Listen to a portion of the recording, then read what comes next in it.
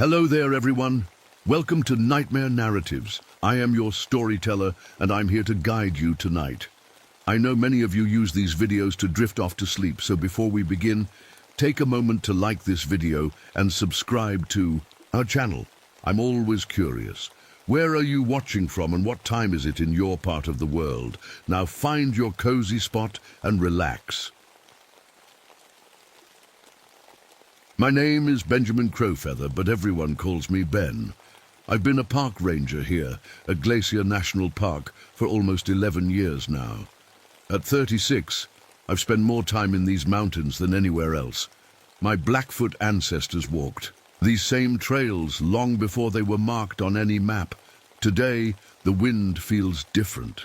I stand at the edge of Jackson Glacier, watching it shrink more each year. When I was a kid, my grandfather brought me here. Remember what this looks like, he told me. Your children may never see it. I didn't understand then. Now I do. The mountains are talking, not in words, but in the cracking of ice that shouldn't be melting this early. In the strange wind patterns that don't follow the seasons like they used to. My people have stories about what happens when nature gets pushed too far, but I never really believed them. Just thought they were lessons to teach us to respect the land. A golden eagle circles overhead. They've been nesting in these parts for generations, but their hunting grounds are changing. The animals they prey on are moving higher up the mountains as temperatures rise. Everything's changing. I check my thermometer. 45 degrees in early March. When I started this job, we'd still have several feet of snow and temperatures well below freezing. Now we get these wild swings. Freezing one day, warm enough for t-shirts the next. The old-timers in the tribe call it confused weather when the seasons lose their way. My radio crackles.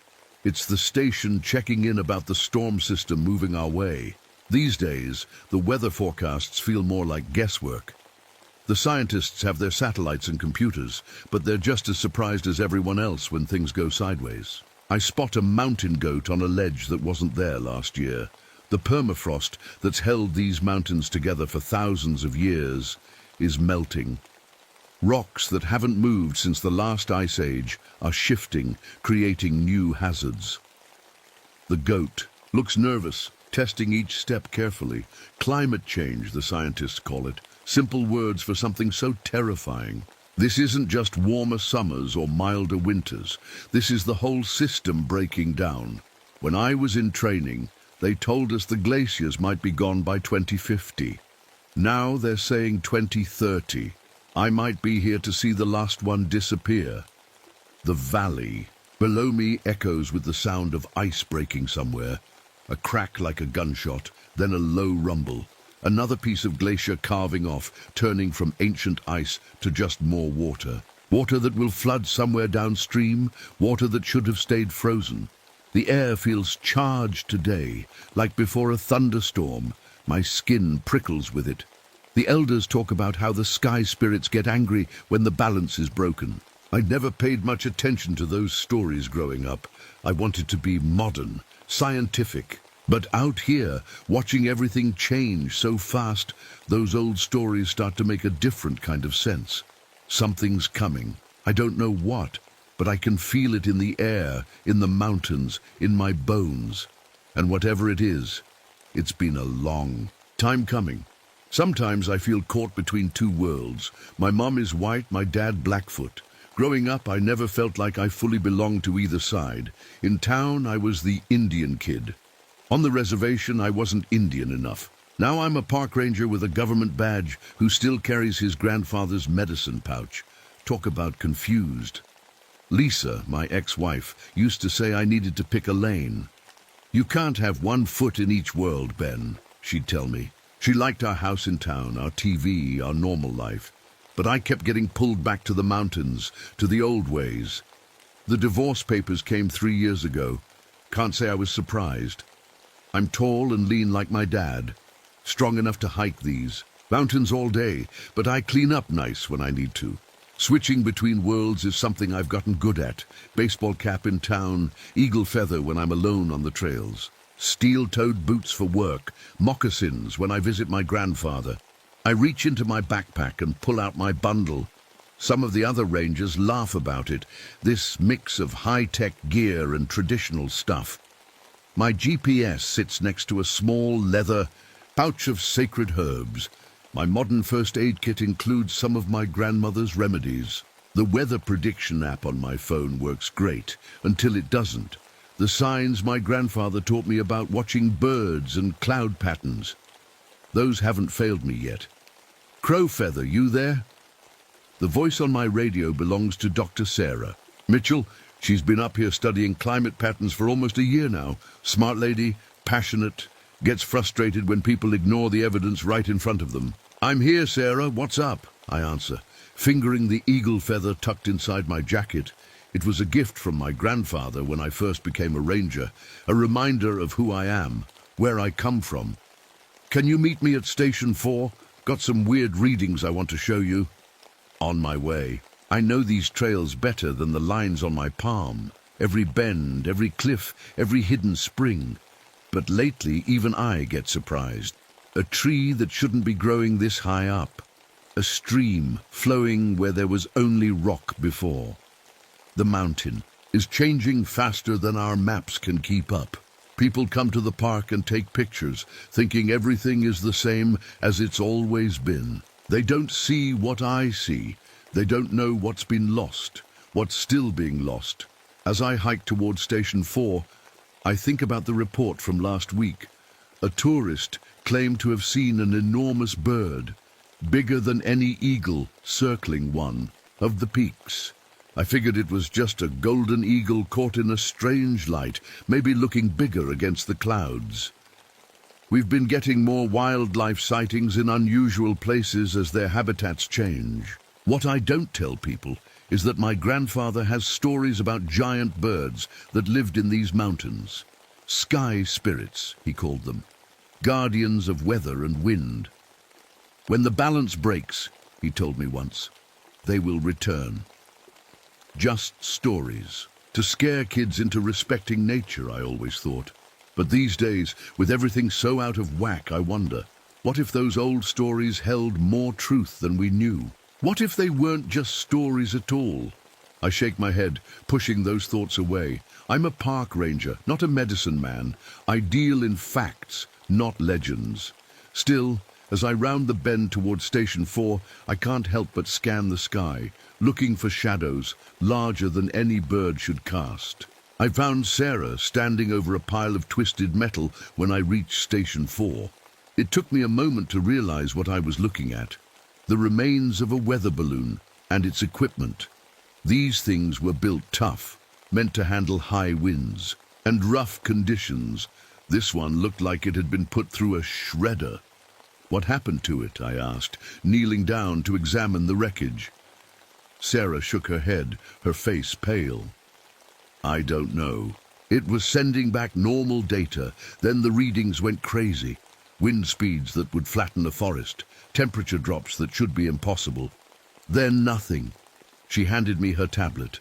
Look at the final readings. The numbers made no sense. Not for this mountain, not for any mountain on Earth. Equipment failure, I suggested, but even as I said it, I knew better. The metal wasn't just broken, it was twisted and torn in ways that looked almost deliberate. Ben, look at this. Sarah pointed to the edge of the clearing. A group of elk stood watching us completely still. They should have bolted at our approach. Instead, they were just waiting, as if they were as confused as we were. They've been acting strange all week, I said, moving in patterns I've never seen before. The bears, too.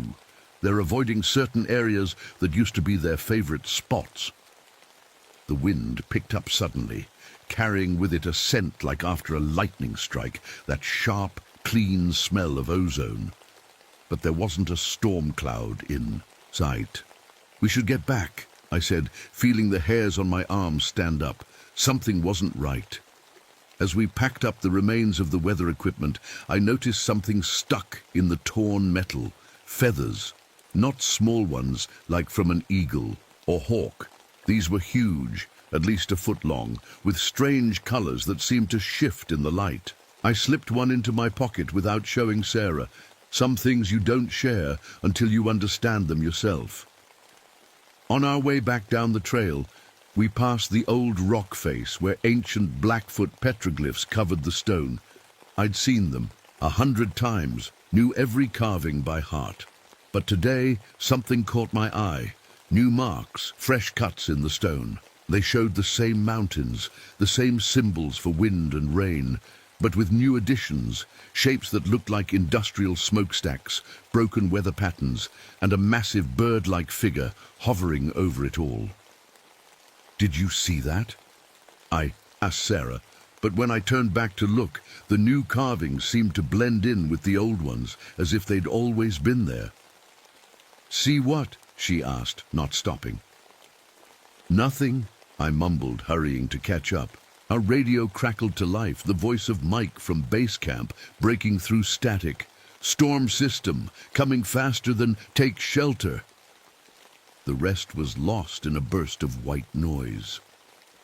"That's weird," Sarah said, checking her phone. The forecast said clear skies all day. The bird calls around us changed suddenly, from normal chirping to something almost frantic. I recognized warning calls, the kinds birds make when predators are near. But what predator could scare every bird in the forest at once? We reached Sarah's research site, a small clearing with monitoring equipment set up in a circle. Her papers and notebooks were scattered. Everywhere, though there hadn't been any wind strong enough to do that, some of the pages had landed in a perfect circle around a small fire pit I didn't remember being there before, a traditional Blackfoot weather ceremony site. My grandfather had shown me one when I was a kid. But Sarah hadn't built it. I hadn't built it. The sky darkened suddenly, clouds forming out of nowhere. They moved in patterns I'd never seen before, swirling in tight circles instead of drifting with the wind. They almost looked intelligent.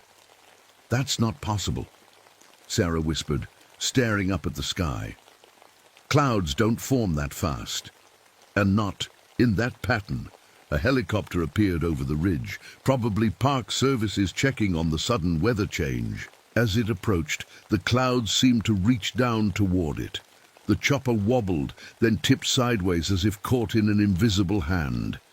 The engine screamed, fighting against whatever force had grabbed it. "Run!" I shouted, grabbing Sarah's arm and pulling her toward the tree line. We made it just as the helicopter regained control and limped away, disappearing back over the ridge. "What just happened?" Sarah asked, her voice shaking. I didn't answer. I was staring at the feather in my hand, the one I'd found in the weather equipment. In the shadow of the storm clouds, it was glowing with a faint blue light. "Ben?" Sarah's voice seemed far away. "What is that?" "Trouble," I said quietly. "Big trouble." The sky turned a color I'd never seen before.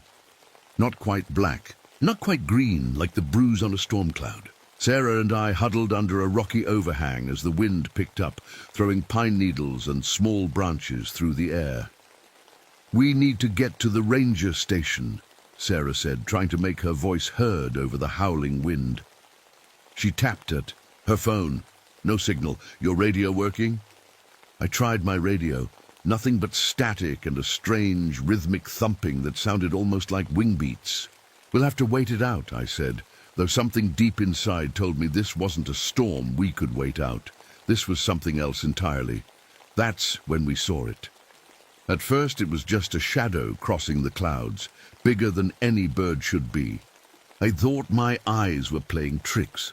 Then it circled lower, and there was no denying what we were seeing. Its wingspan was wider than the helicopter that had nearly crashed. Feathers shifted between deep blue and burnt orange like the colors of clean sky and polluted sunset fighting for control. Its head had a sharp, curved beak and eyes that glowed with an intelligence that made my stomach drop. "What is that?" Sarah whispered, her scientific mind probably racing for explanations. Thunderbird, I said before I could stop myself. The word came from somewhere deep in my memory, from stories told around fires I'd half forgotten.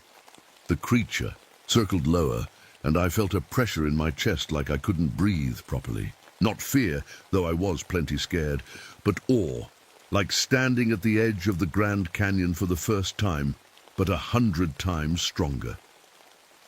"This isn't possible," Sarah kept saying, her voice a mix of terror and wonder.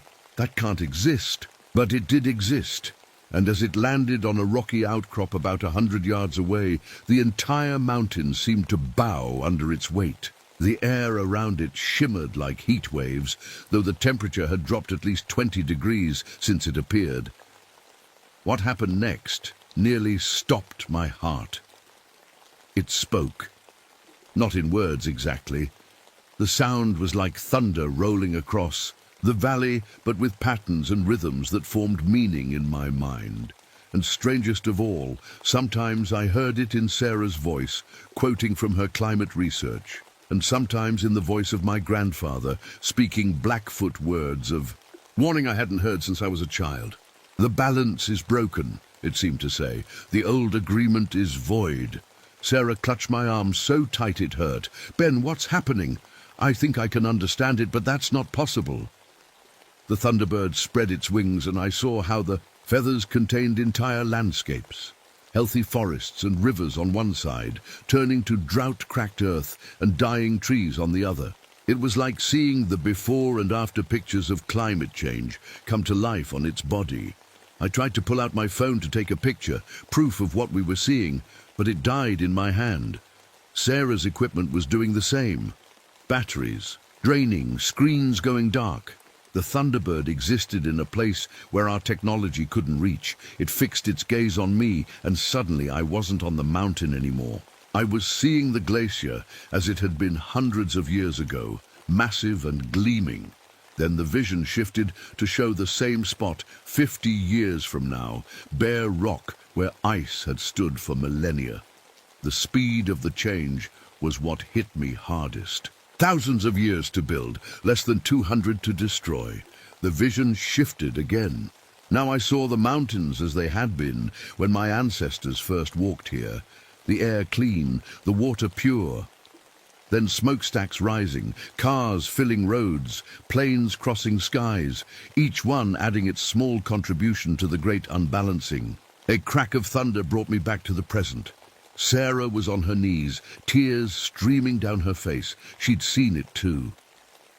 "It's showing us what we've done," she whispered. "What we're still doing." The Thunderbird beat its wings once, creating a wind that nearly knocked us flat. The sound it made this time was louder, angrier. The ground under our feet trembled. "It's not just showing us," I said, understanding flowing through me like ice, water. "It's judging us." In that moment, I knew we weren't just watching some rare animal or natural phenomenon.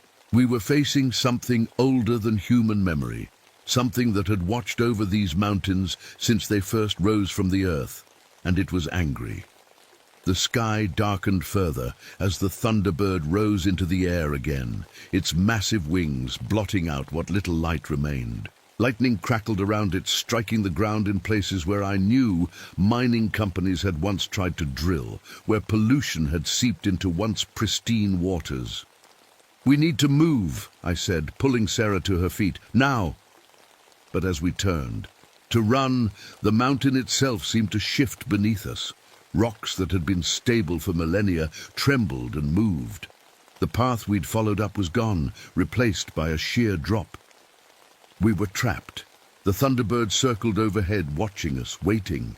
"What does it want?" Sarah asked, her voice barely audible over the wind. I looked up at the ancient being soaring above us, and for the first time in my life, I truly understood the stories my grandfather had told me. "It wants balance restored," I said, "and I think we're the ones who have to do it." The ridge we stood on had become an island in a sea of swirling clouds. The Thunderbird circled overhead, each wing beat, sending ripples of energy through the air. I couldn't tell if minutes or hours had passed. Time felt different in its presence. "What did you mean about restoring balance?" Sarah asked, her scientist's mind still trying to make sense of the impossible. "How are we supposed to do that?" I reached into my pocket and pulled out my grandfather's medicine pouch. Inside were small offerings, tobacco, sage, sweetgrass, and cedar, the 4 sacred plants my people had used in ceremonies for generations. "My grandfather taught me that when you take from the earth, you must give something back," I said, my voice steadier than I felt. "We've been taking and taking for centuries without giving anything in return." The Thunderbird landed on a rocky spire, its eyes fixed on us. Lightning sparked between its feathers, and thunder rumbled continuously now. This wasn't just a storm, it was judgment. "It wants an offering," I said, understanding flowing through me. "But not just these plants. It wants a commitment." Sarah looked at me, fear and determination battling in her eyes. "What kind of commitment?" "To fight for the earth, to restore what's been damaged, to speak for those who can't speak for themselves." The words came from somewhere deep inside me, as if the mountain itself was speaking through my voice. I stepped forward, closer to the edge of the cliff, and raised my hands with the medicine pouch. The wind howled around us, almost taking me off my feet, but I stood firm. "We hear you," I called out to the Thunderbird. "We see what's happening to your home, to our home. We haven't listened, but we're listening now." The great bird's head tilted, watching me. The storm around us paused, just for a moment. "I promised to protect this land," I continued, "to use the knowledge of my ancestors and the science we've learned to heal what we've hurt." I opened the medicine pouch and let the wind take the offerings. They swirled upward, dancing in the air currents around the Thunderbird. It watched them rise, then looked back at me, waiting. Sarah stepped forward to stand beside me. "I promise too," she said, her voice growing stronger. "I'll make sure people know the truth. I'll make them see what's happening before it's too late." For a moment, the storm calmed. The Thunderbird's feathers shifted, showing more blue than burning orange. I thought maybe, just maybe, it had accepted our promises. Then everything went wrong. A crack like a gunshot echoed across the mountain. At first I thought it was thunder, but then I realized the ridge beneath us was giving way. The permafrost that had held these rocks together for thousands of years had melted too much. Our weight was the final straw. "Run!" I shouted, grabbing Sarah's hand. We sprinted toward more solid ground as the edge of the cliff crumbled away behind us. We almost made it. The rock under Sarah's feet gave way. She stumbled, then fell, her hand tearing from mine. I threw myself down, catching her arm as she dangled over the edge. Below her was nothing but clouds and a drop that would kill her. Instantly. "Hold on!" I shouted, trying to pull her up, but more of the ledge was breaking away beneath me. I couldn't get enough leverage. The Thunderbird screeched overhead, the sound shaking the entire mountain. Was it angry? Pleased? I couldn't tell. "Ben," Sarah said, looking up at me. Her voice was surprisingly calm. "The data in my pack. Promise me you'll share it. People need to know." "We'll both share it," I grunted, still trying to pull her up. "Just hold on." Then came a sound like the mountain itself was tearing apart. A massive slab of rock broke free somewhere above us. I looked up just in time to see it falling, heading straight for where we were. In that moment, I made the hardest choice of my life. I couldn't save us both. "I'm sorry," I whispered. I let go of Sarah's hand and rolled away from the edge. Just as the boulder crashed down where I had been, the ledge collapsed completely, taking Sarah with it. Her scream faded into the roaring wind. I lay there, gasping, my mind unable to process what had just happened. It wasn't the Thunderbird that had killed her. It was the mountain itself, weakened by decades of warming, unable to hold itself together anymore. The storm grew wilder around me. The Thunderbird swooped low, its massive wings creating winds that pinned me to the ground. Its eyes burned into mine, demanding something more. "What do you want?" I shouted through tears. "She's gone. Isn't that enough?" The answer came not in words, but in understanding. Sarah's death wasn't an offering. It was a warning, a taste of what would happen to all of us if the balance wasn't restored. I struggled to my feet, facing the ancient spirit. "I understand now," I said. "This isn't just about promises, it's about action." I raised my hands again, no longer afraid. "I commit my life to your cause, to protecting this land, to fighting for balance, not just with words, but with everything I am." As I spoke, I felt something change inside me. The part of me that had always been torn between two worlds, modern and traditional, scientific and spiritual, was finally coming together. I understood now that there was no separation. Science was just another way of listening to the earth. My ancestors had done it through ceremony. Sarah had done it through research. The goal was the same: to understand, to protect, to restore. The thunderbird spread its massive wings and let out a cry that shook the mountain. The storm around us began to calm, the wild winds settling into a steady, strong breeze. The clouds thinned, allowing rays of sunlight to break through. It wasn't acceptance, not exactly. It was a truce, a chance to prove our worth.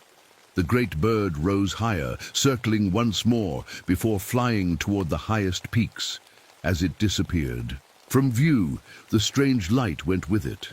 The mountain looked normal again, except for the fresh scars where the rock slide had carried Sarah away. I made my way carefully down the mountain, carrying Sarah's backpack with all her research. By the time I reached the ranger station, the weather had returned to normal. They'd been trying to reach us for hours, worried about the freak storm that had appeared out of nowhere and then vanished just as suddenly. I told them about the rock slide, about losing Sarah. I didn't tell them about the Thunderbird. Some truths aren't ready to be shared. That night, I sat alone by a small fire, looking up at the stars. I opened Sarah's laptop and looked through her research. Years of data showing how quickly our world was changing. Data that told the same story the Thunderbird had shown me in visions. "I'll keep my promise," I whispered to the night sky. "To both of you." The next morning, I turned in my resignation from the Park Service. I couldn't just patrol trails anymore, writing tickets and giving directions. I had a bigger purpose now. I moved back to the reservation, started working with tribal elders to document traditional knowledge about the land and weather. I partnered with climate scientists, sharing what I'd learned from Sarah's research. I spoke at conferences, wrote articles, organized protests against new drilling projects. Some nights, when storms gather over the mountains, I think I see a massive shadow circling the peaks, a reminder that I'm being watched, that my promise is being tested. I don't know if one person can make enough difference to restore the balance, but I know I have to try. For Sarah, for my grandfather, for the land itself. And sometimes, when the wind blows just right, I swear I can hear the thunderbirds cry, calling others to wake up, to see what's happening, to join the fight before. It's too late, because the sky spirits are rising, and they're watching us all.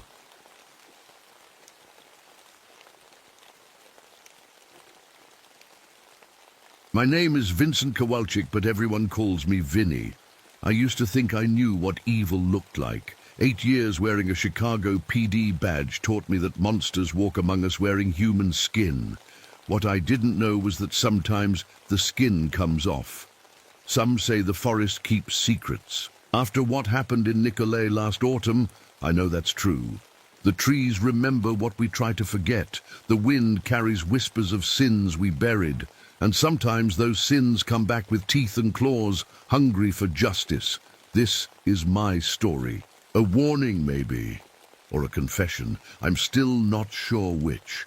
I moved to Wisconsin to escape the city, to escape what I'd seen. Traded my police blues for the green and gray of a park ranger. Traded sirens for bird calls. Traded blood-stained concrete for pine-scented soil. "You're running away," Linda told me the night I decided to leave. Her dark eyes were soft with understanding, not judgment. But that's okay, Vinny. Sometimes, running is how we survive. Linda followed me north, my lighthouse in the storm. We rented a small cabin at the edge of Nicolet National Forest. She worked remotely as a graphic designer while I patrolled trails, checked permits, and helped lost hikers. Simple work, clean work. Nobody in Wisconsin knew about Danny Mueller. Nobody knew he was my partner for 6 years. Nobody knew how he died, or what the official report said versus what really happened. Danny was going to talk, going to expose the rot in our precinct, the money, the evidence that disappeared, the suspects who resisted arrest and ended up in hospital beds, or worse. The night before his scheduled meeting with Internal Affairs, Danny was found dead in an alley. 3 bullets, execution style. The department called it a drug deal gone. Wrong. Gave him a hero's funeral. I knew better, but I kept my mouth shut. Loyalty above all. That's what Danny always said before he changed his mind. I kept the last photo of us together, his arm around my shoulder, both of us grinning after making detective. I couldn't look at it anymore, but couldn't throw it away either. My new boss, Head Ranger Mackenzie, didn't. Asked too many questions about why a decorated Chicago detective suddenly wanted to count trees and write tickets for illegal campfires. She just handed me my gear and said, "The forest doesn't care who you were before, only who you are now." I thought I could start fresh. I even got a dog, a German Shepherd mix I named Justice. Ironic, I know. Linda picked the name. She still believed in things like that. I proposed to Linda under a full moon last summer. She cried when she said yes. For the first time since leaving Chicago, I felt like maybe I deserved something good. Then autumn came. The leaves turned blood red and golden, and the reports started coming in from the north side of the forest. Cattle mutilated on nearby farms. Hikers reporting strange noises. Wildlife behaving erratically. Probably just wolves, Mackenzie said during morning briefing. But check it out anyway. Take your truck up there tomorrow. That night, Justice wouldn't stop whining at the window, his eyes fixed on the tree line, hackles raised. "What is it, boy?" I asked, rubbing his ears. In the distance, a howl rose from the darkness. Then another joined it, and another. Not a natural wolf pack sound. It was almost like harmony, like voices calling my name, like they knew I was listening. The next morning, I loaded Justice into my truck and headed north. The dog that normally loved riding shotgun with his head out. The window was now pressed against the passenger door, trembling. "Come on, buddy. It's just another day at work," I said, trying to sound more confident than I felt. The forest road was rough, bumping us around as we drove deeper into Nicolet. Fall leaves crunched under the tires. The radio crackled with static, then went silent. Cell service disappeared too. Normal for these parts, but today it made my skin crawl. I parked at the trailhead near Hansen's farm, where the first cattle had been found. As I stepped out, a red fox darted across the path and stopped, staring at me. Something about its eyes seemed too smart, too knowing. It reminded me of Danny, the way he'd size up a suspect, head tilted just so. "Let's go, Justice," I called, opening the back door. The dog wouldn't budge. "Justice, come!" He whined, pressed himself further into the seat. "Fine, stay here then." I grabbed my pack and Ranger shotgun. No regulations against carrying it. After the bear incidents last spring, I also took my service revolver, the one thing I kept from Chicago. I told myself it was just habit, but deep down, I knew better. The air felt wrong as I walked the forest edge. Too quiet, too still, like the woods were holding their breath. 3 black ravens watched from a dead tree, their heads following me as I passed. Just like the guys from Internal Affairs who used to watch us from their unmarked cars. The attack. Sight at Hansen's farm was worse than the report suggested. The cattle hadn't just been killed, they'd been taken apart with almost surgical precision. Clean cuts. Organized. This wasn't the work of hungry wolves or bears. "Jesus," I whispered, kneeling by what remained of a heifer. the ground around. It showed strange prints, some like boots, others like massive paws, as if someone had walked here, then changed. I followed the trail to a small hunting cabin about half a mile in.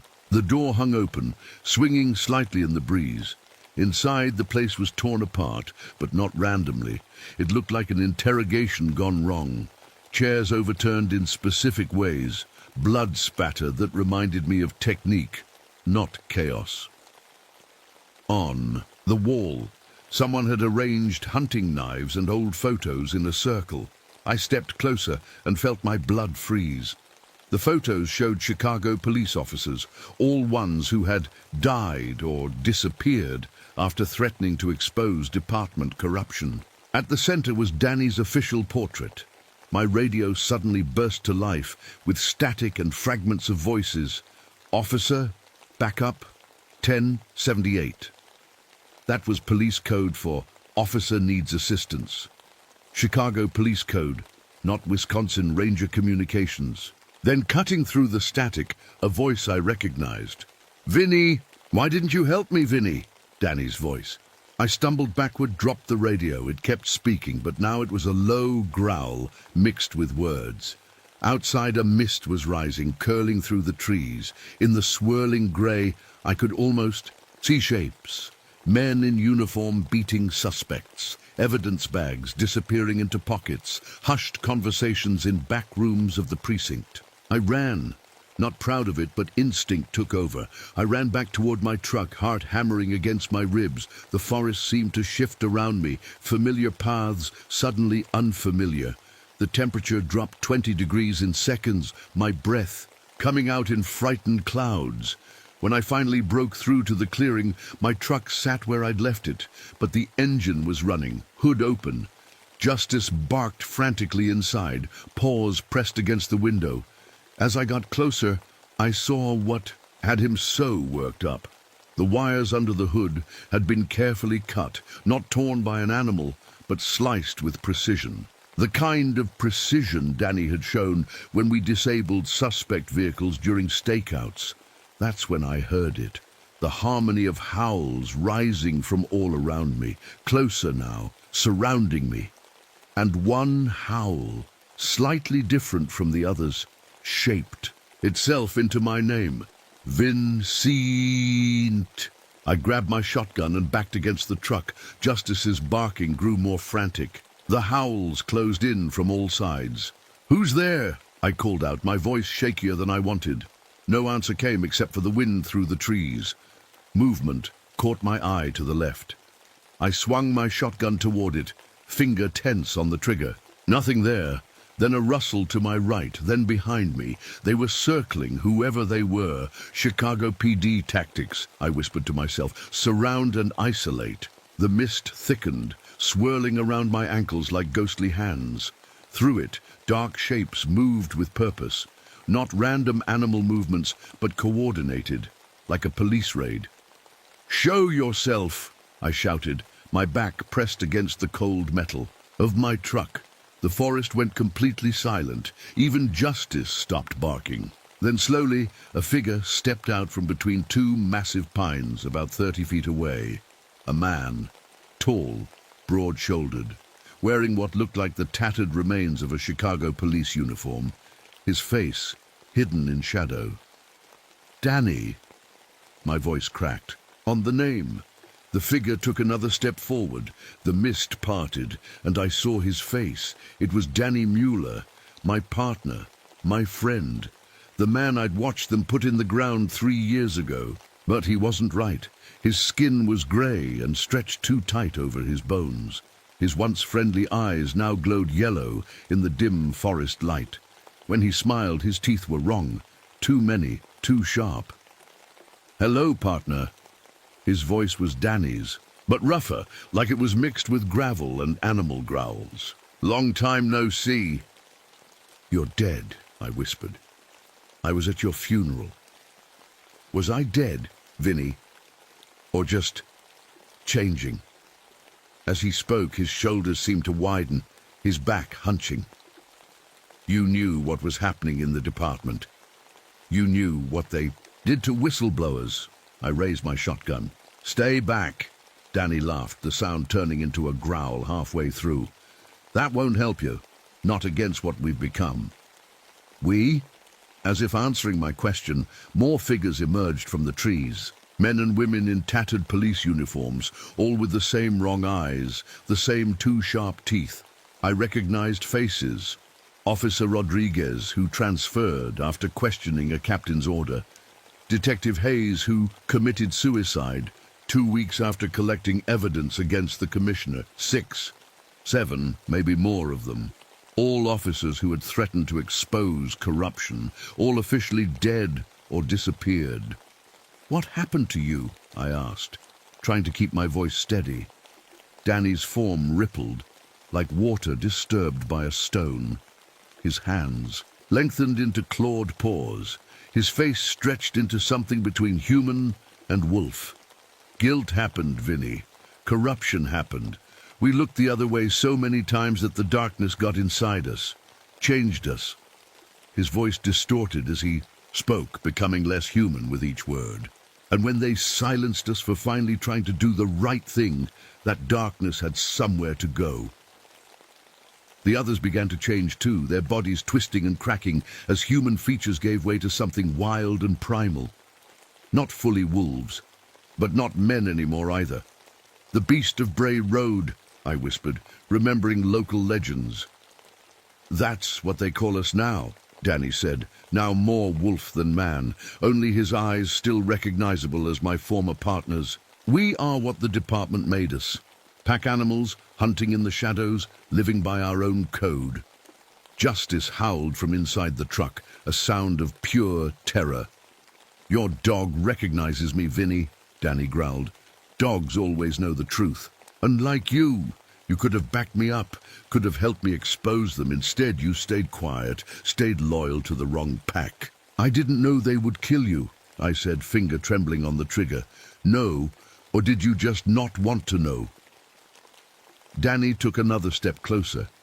I could smell him now, cologne mixed with wild animal musk. The scent of my partner and something else, something primal.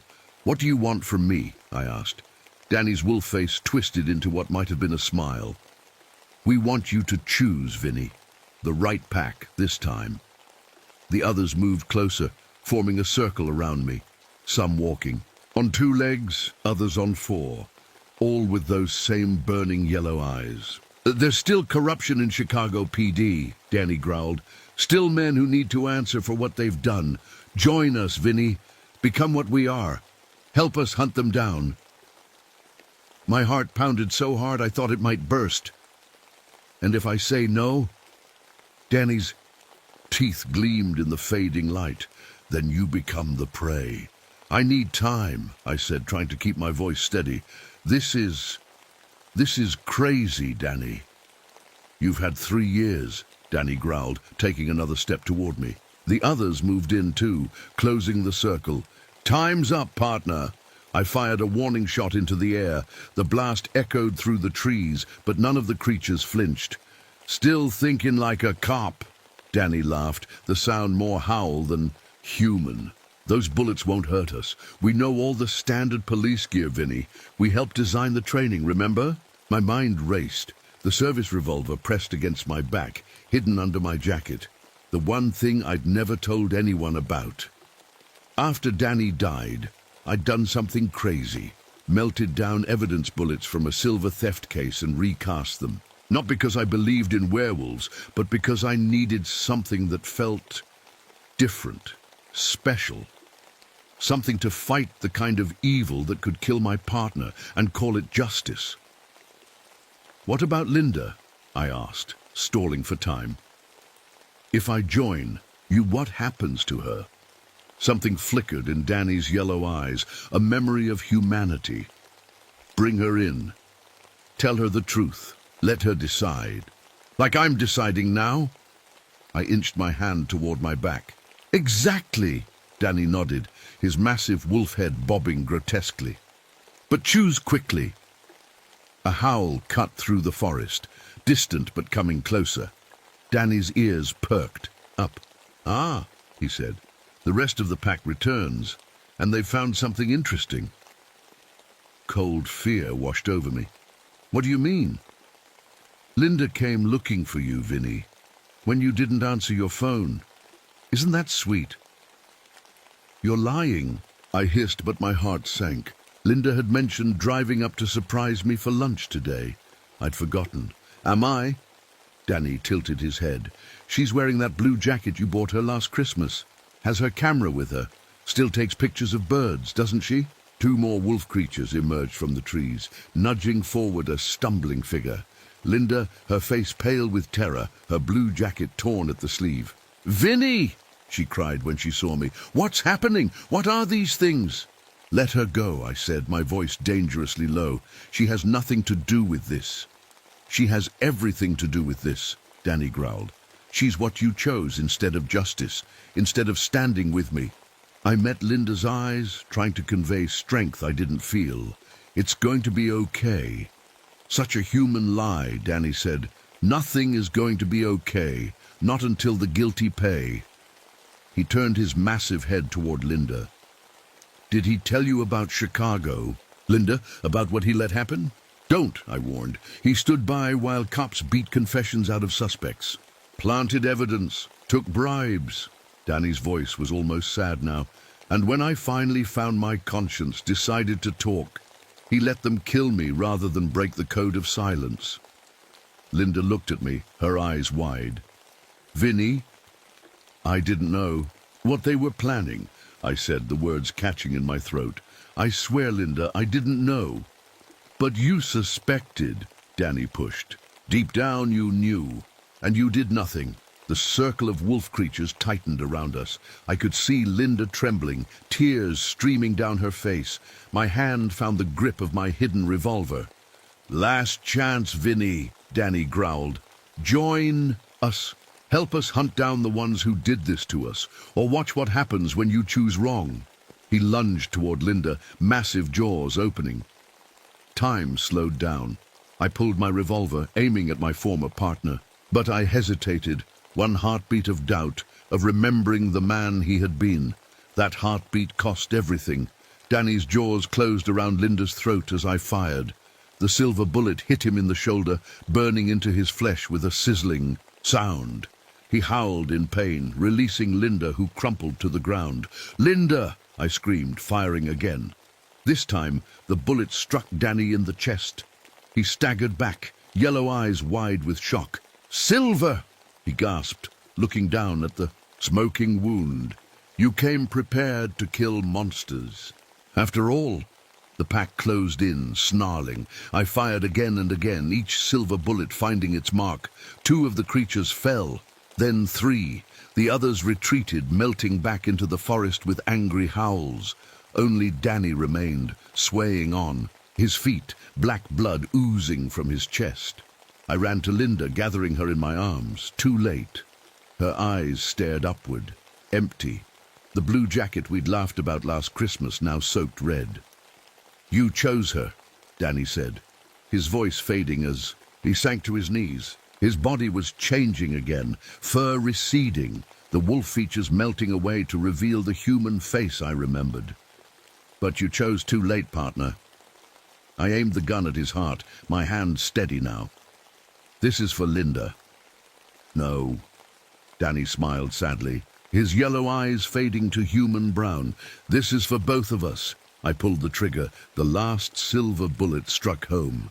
Danny fell backward, his body finally still, finally at peace. In the sudden silence, I heard Justice whining from the truck. The forest seemed to exhale around me. The mist thinned and disappeared. I held Linda's body and wept until there were no tears left. I buried Linda in a small cemetery near her parents' home in Milwaukee. The official report said animal attack. The rangers found wolf bodies around my truck. Normal wolves, not the twisted half-human creatures I'd seen. No sign of Danny, no evidence of anything supernatural. Mackenzie suggested trauma, hallucinations from forest gas pockets, grief making me see things. I nodded along, signed the papers, cleaned out my locker. 3 months later, I was back in Chicago. Not as a patrol officer this time, internal affairs. The one department cops hate more than any other, the ones who police the police. I brought everything I knew, names, dates, evidence of corruption I'd kept hidden for years, things Danny had told me before he died the first time, things I should have reported then. They called me a rat, a traitor. Death threats came daily. I didn't care anymore. Without Linda, fear had no hold on me. At night, I'd hear howling outside my apartment window. Never saw anything when I looked, but I knew they were watching. The pack, waiting to see if I'd finish what Danny started or if I'd fail again. I kept one silver bullet, always with me. A reminder, a promise. It took 2 years of digging, but I built cases against 37 officers. Evidence disappeared from lockups. Witnesses changed their stories. Judges threw out warrants. But I kept pushing. The commissioner resigned. 2 captains went to prison. Others simply disappeared into the night. On the last night, after the biggest case finally closed, I walked alone to my car in the department garage. I'd known they were coming, could feel it for weeks. The shadows moved around me. Yellow eyes gleamed from behind concrete pillars. I didn't reach for my gun, just stood there, waiting. A large black wolf stepped into the light, not twisted or half-human like before. Beautiful, powerful. Behind it others emerged, a pack of true wolves, not monsters. The lead wolf stared at me, and I swore I saw approval in those intelligent eyes. Justice had been served, balance restored. They melted back into the darkness as silently as they'd appeared. That night, I found a small package on my doorstep. Inside was my badge from Nicolette Forest, bent and burned around the edges, and a note in handwriting I recognized, despite its shaky lines. Some debts are paid in full, some transformations are complete. I burned the note and threw away the silver bullet. Its purpose was fulfilled. Sometimes, on clear nights when the moon is full, I still hear howling, not threatening now, but calling, reminding me that justice comes in many forms, and true loyalty means standing for what's right, not standing together in the wrong. The pack returns when it's needed, and sometimes, when the cause is just, we become the very monsters we once feared.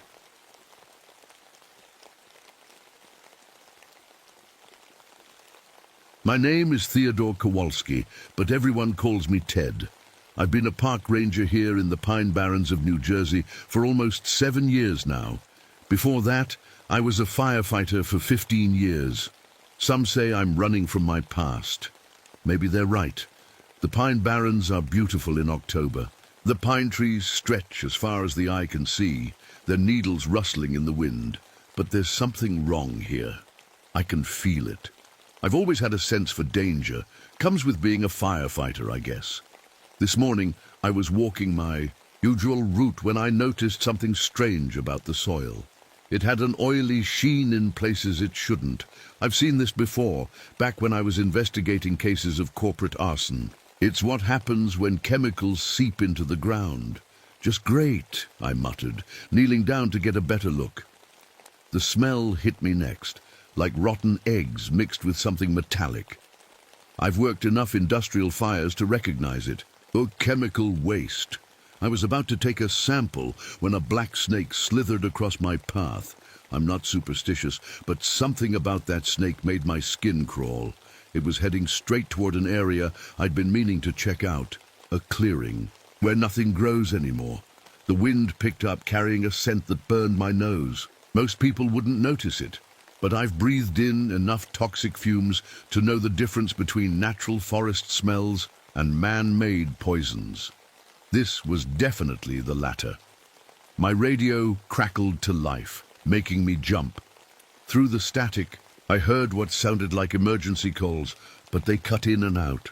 A chemical spill at evacuation ordered, multiple casualties. I frowned and checked the frequency. It was set to the standard park channel. There shouldn't be any emergency broadcast coming through. When I tried to respond, there was nothing but dead air. Above me, a red-tailed hawk circled, screeching. They usually hunt in open areas, not dense forest. Something had disturbed it.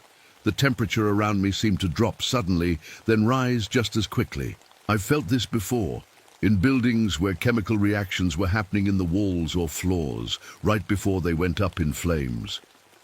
As I continued my patrol, I noticed wisps of smoke rising from the ground in several spots.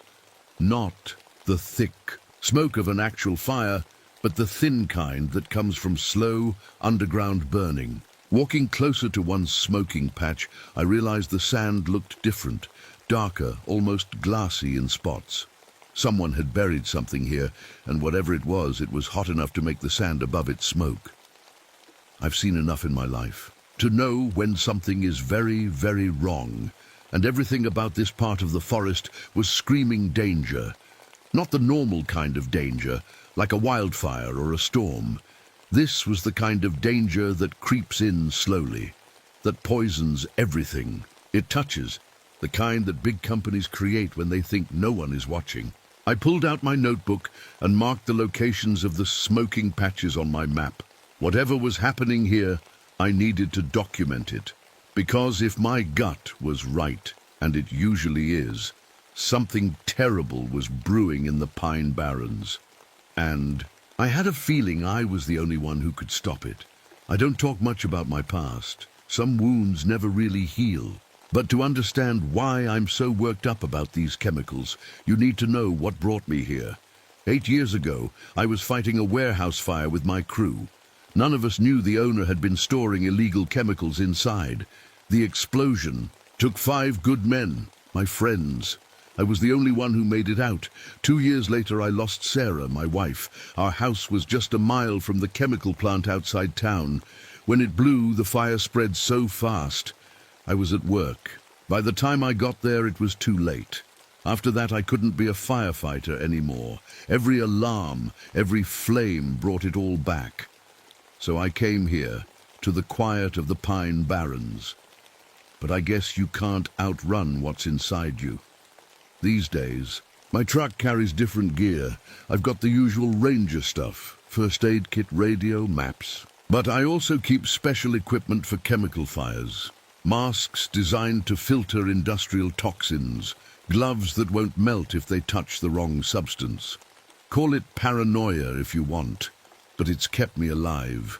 I even carry antidotes for certain poisons.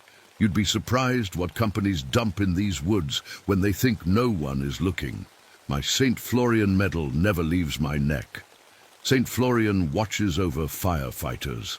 After what happened, I had a priest bless this medal specifically against chemical fires. Not sure if that's even a thing, but it makes me feel better. I was checking my notes about the smoking ground when I heard someone calling my name. Ranger Kowalski, Ted? I looked up to see Amanda Price waving as she walked toward me. Amanda's a local researcher who studies the connection between old stories and real-world events. Smart lady. Too smart to be wandering around these woods alone. Amanda, I nodded. What brings you out here? She pushed her glasses up and smiled. Following a theory, did you know that most Jersey Devil sightings throughout history happened near areas that later became known pollution hotspots? I raised an eyebrow. You think there's a connection between a made-up monster and toxic waste? Maybe the monster isn't made up, she said, her eyes serious. Maybe it's the land's way of warning us. I almost laughed, but something stopped me. Maybe it was the smoke still rising from the ground nearby. Or maybe it was the memory of all those fires I couldn't explain, even with 20 years of experience. I've got maps, Amanda continued, pulling papers from her backpack. These red dots are where people reported seeing the Jersey Devil over the last century. These blue areas are where the EPA later found illegal dumping sites. The dots and blue areas lined up almost perfectly. Could be coincidence, I said, but my mouth went dry. Maybe, Amanda shrugged, or maybe the Jersey Devil isn't a devil at all. Maybe it's something else entirely. As we talked, I noticed something about the smoke patches. They weren't random. They formed a pattern across the forest floor. Almost like a symbol of some kind. "What's wrong?" Amanda asked, seeing my face. "Nothing," I lied. "Just thinking we should head back before dark." The truth was, I'd seen that pattern before. Once, in the ashes of a chemical fire that should never have happened. As we walked back toward the ranger station, I couldn't shake the feeling that something was watching us from between the trees, something that knew more about these woods and what was buried beneath them than either of us did. And for the first time since I came to the Pine Barrens, I felt the old familiar itch, the need to fight a fire before it starts, to save what can still be saved. The next morning, I woke up early and headed back to the smoking patches. Something wasn't sitting right with me. In all my years fighting fires, I'd never seen anything quite like this. The sun was barely up when I reached the first spot. What I saw made me stop in my tracks. A pine tree, at least 50 years old, was burning from the inside out. And the flames weren't coming from the branches or the trunk, but from the roots, like the fire was climbing up from underground. That's not how forest fires work, not natural ones anyway. I tried to put it out with the extinguisher from my truck, but the foam just sizzled and evaporated. This wasn't a normal fire. As I moved deeper into the woods, I noticed something else strange. No animals. Usually these woods are full of squirrels, rabbits, foxes, but today, nothing. The only sound was the wind through the pines and my own footsteps. Animals know when something's wrong. They feel it before we do. I pulled out my equipment to take readings of the air. The meter started beeping almost immediately, warning of high levels of something it couldn't identify. Not good. When I knelt to examine one of the smoking patches up close, my hand touched the ground. I yanked it back immediately. The soil was hot, really hot, but there was no visible flame. Just that thin, wispy smoke. I tried to radio back to the station, but all I got was static and weird sounds. It almost sounded like voices, but not talking to me, more like recordings of emergency calls. Evacuation ordered for chemical spill, fire spreading rapidly. Please remain calm. But there was no chemical spill reported. At least not that I knew of. My phone wasn't working either. No signal out here. I was on my own. As I walked, I noticed the smoke from different patches seemed to be forming shapes in the air. Not random swirls, but deliberate patterns, like letters or symbols from some language I couldn't read. The smell was getting worse too. That rotten egg smell had a sharp edge to it now, burning my throat when I breathed too deeply. I pulled my mask on, grateful I'd brought it. That's when I heard the noise. At first, I thought it was the wind or maybe a distant car, but it kept getting louder. A shrieking sound, like metal scraping on metal, but with something else mixed in, almost like a cry of pain. I followed the sound to a clearing I'd never seen before. In the center was a cranberry bog, but the water wasn't the normal red. It was bubbling and steaming, turning a sickly green color. My truck started making noises then. The engine, which I'd turned off, was somehow running, revving higher and higher. When I touched the hood, it was hot enough to burn my hand through. My glove. "Ted!" I heard Amanda's voice behind me and turned to see her running toward me, her face pale. "You need to see this." She thrust her notebook at me. Inside were newspaper clippings going back decades, all about mysterious fires in the Pine Barrens. Fires that couldn't be explained. Fires that burned hotter than they should have. And in the margins, Amanda had written notes connecting each fire to a company that had been fined later for illegal dumping. "It's not random," she said, her voice shaking. "Something is targeting these spots. Something that knows." Before I could answer, the shrieking sound came again, louder this time, close enough to make my ears hurt. Amanda's eyes widened as she looked past me. I turned slowly, already knowing I'd see something I couldn't explain. The smoke from all the patches was moving now, coming together in the air above the cranberry bog, swirling faster and faster, taking shape. "The Jersey Devil," Amanda whispered, but I knew better. This wasn't any devil from old stories. This was something born from what we'd done to these woods, something angry, something that had been waiting a long time to be set free. And as it turned its gaze on us, I realized one thing for certain.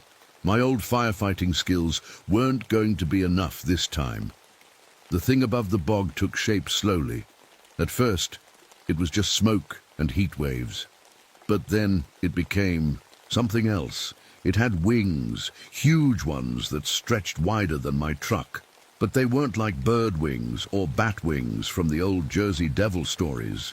They looked like they were made of fire and black smoke, constantly moving and changing shape. Its body was hard to look at directly. Sometimes it seemed solid, like a creature with 4 legs and a long neck. Other times, it was just swirling, smoke with bright points of light where eyes might be. "What is it?" I whispered, more to myself than to Amanda. "It's angry," she said, her voice barely audible. "It's been trapped for so long." The heat coming off this thing was unlike anything I'd ever felt, and I'd stood inside burning buildings. This was deeper somehow, like it was cooking you from the inside out. I grabbed Amanda's arm. "We need to get out of here." But as we backed away, the creature, the spirit, whatever it was, moved toward us. Not quickly, but with purpose. Each step it took left smoking footprints in the ground.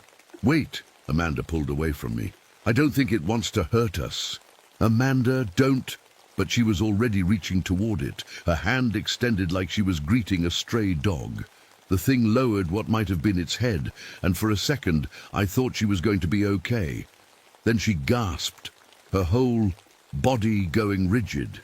Her eyes rolled back and she started speaking in a voice that wasn't hers, deeper, older, filled with a pain I couldn't understand. "The poison must be burned away," she said. "The earth remembers what you bury." The creature's form shifted again, and suddenly the air around us changed. The trees looked different, taller, healthier. The bog water ran clear. For a moment, it was like seeing the pine barrens as they must have been hundreds of years ago, before factories and chemical plants.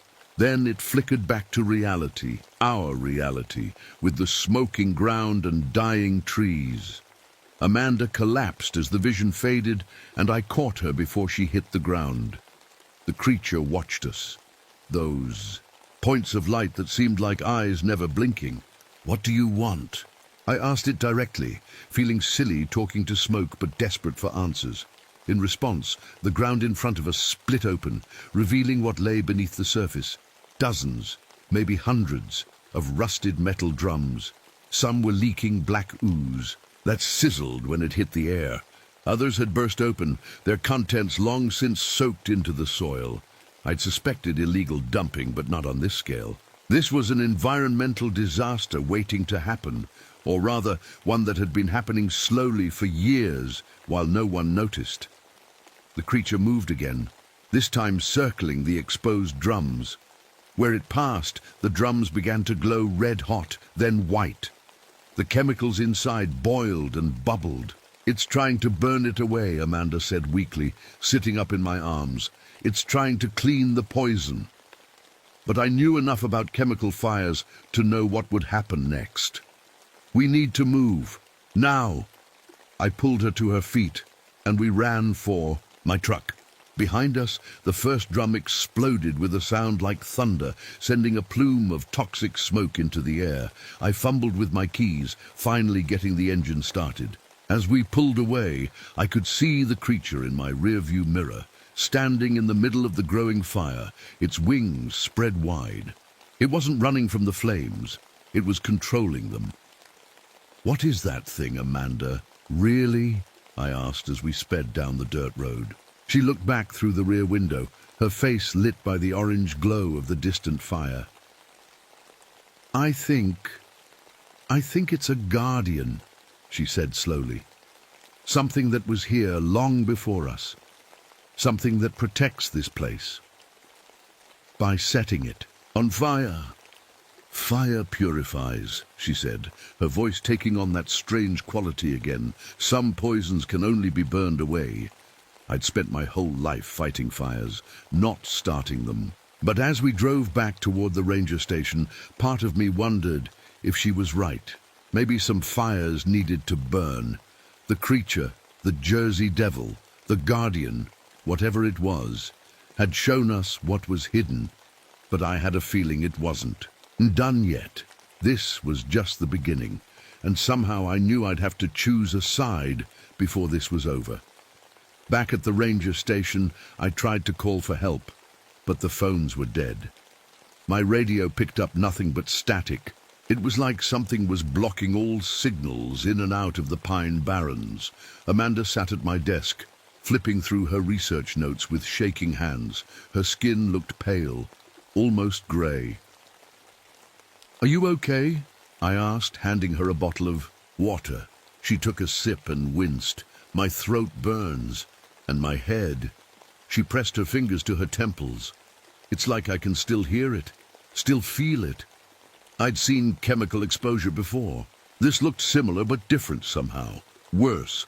"We need to get you to a doctor," I said. She shook her head. "Not yet. First, we need to understand what's happening." Amanda spread her notes across my desk. Maps of the Pine Barrens with red, circles marking sightings of the Jersey Devil over the past century. Blue squares showing known chemical dump sites, green triangles indicating mysterious fires that couldn't be explained. The pattern was impossible to miss now. They all lined up. "The Jersey Devil isn't evil," Amanda said quietly. "It's trying to heal the land, but it can't do it alone." A loud boom shook the station windows. In the distance, orange flames lit up the night sky. The fire was spreading. "We need to evacuate the area," I said, grabbing my emergency kit.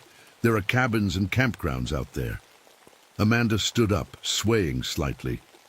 "I need to document this, all of it. People need to know what these companies have done." I wanted to argue, but the look in her eyes stopped me. This was important to her, maybe important enough to risk her life for. We took my truck back into the woods, following the glow of the fire. As we got closer, I could see it wasn't spreading randomly. It was moving in a clear pattern, connecting all the dump sites we'd seen on Amanda's map. The Jersey Devil, or whatever it was methodically burning away the poison. We parked on a ridge overlooking the cranberry bog where we'd first seen the creature. The scene below us was like something from another world. The bog water boiled and steamed. The creature moved through the flames, its wings spreading the fire in some places, containing it in others. Where the fire burned hottest, I could see more drums and containers being revealed, like layers of a toxic history being peeled away. Amanda started taking pictures, documenting everything. Her breathing sounded raspy now, and she kept coughing. "Amanda, we should go," I said, noticing how much worse she looked. "You need help." "Just a few more minutes," she insisted. "I need to get this all on record." That's when we heard the helicopters, 3 of them, coming in fast from the east. Not fire choppers or emergency services. These were black, unmarked, private security. Who called them? I wondered aloud. Amanda's face hardened. The same people who created this mess. They're not here to help. The lead helicopter dropped lower, hovering over the bog. A spotlight cut through the smoke, searching for the creature. "They're going to kill it," Amanda whispered, "and then cover this all up again." Something inside me snapped. I'd spent my whole life fighting fires, believing I was doing the right thing. But what if some fires needed to burn? What if some truths needed to come out, no matter how painful? "Give me your camera," I said to Amanda, "and all your notes. Get back to the truck and get out of here." "What are you going to do?" I took a deep breath. "I'm going to help it."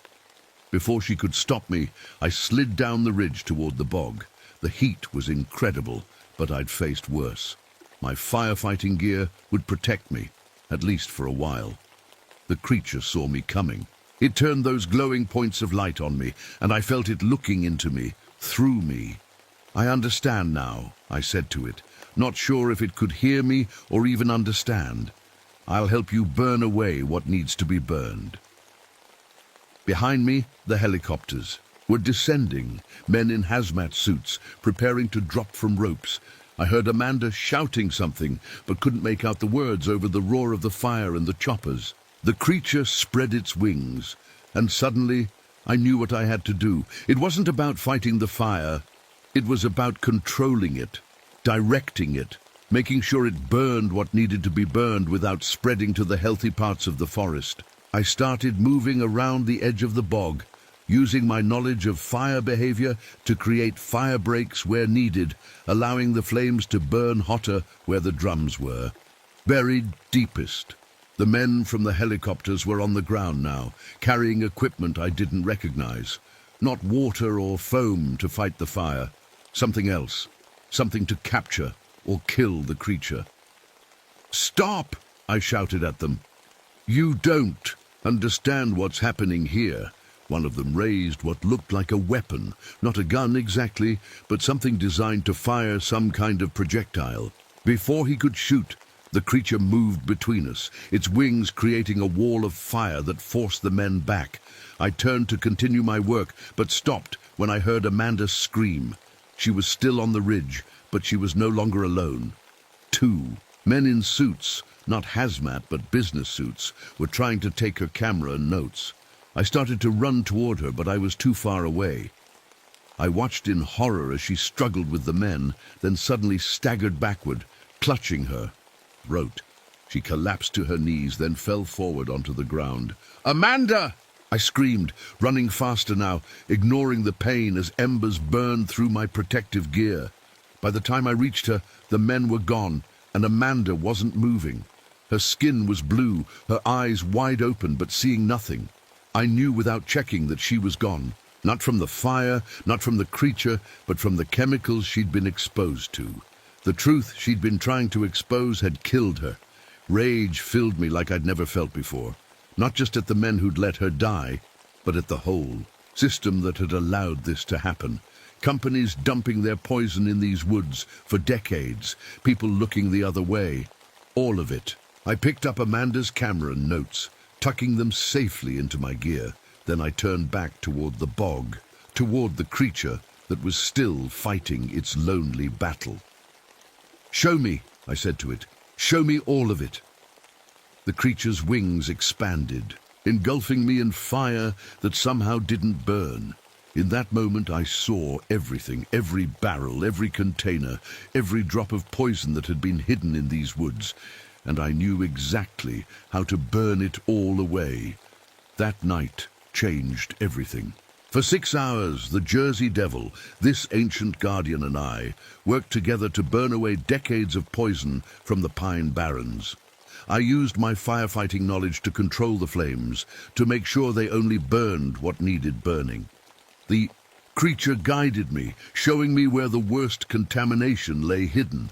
The men with the helicopters tried to stop us, but they couldn't get close enough.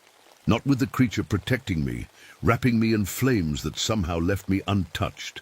By dawn, it was done. The fires burned themselves out, leaving behind scorched earth that, for the first time in generations, was clean, purified. The creature stood at the edge of the cranberry bog, its form beginning to fade as the sun rose. Those points of light that served as eyes looked at me one last time, and I felt something pass between us. Not words exactly, but understanding. Then it was gone, dissolving into the morning mist. I carried Amanda's body back to my truck. Her camera and notes were safe in my pack. The evidence she'd died for wouldn't be lost. 3 days later, I handed everything over to a reporter I trusted, someone who wouldn't be bought off or scared away. Amanda's research, her photos of the Shea, illegal dumping, and my own testimony about what had really happened that night. The story broke nationwide. "Corporate poisoning of Pine Barrens exposed," read the headlines. There were investigations, arrests, outrage. Companies that had been dumping their waste for decades suddenly found themselves facing criminal charges. I expected them to come after me, to try to silence me like they had silenced Amanda. But the creature had given me one final gift. The fire that night had burned away all evidence that could be used against me.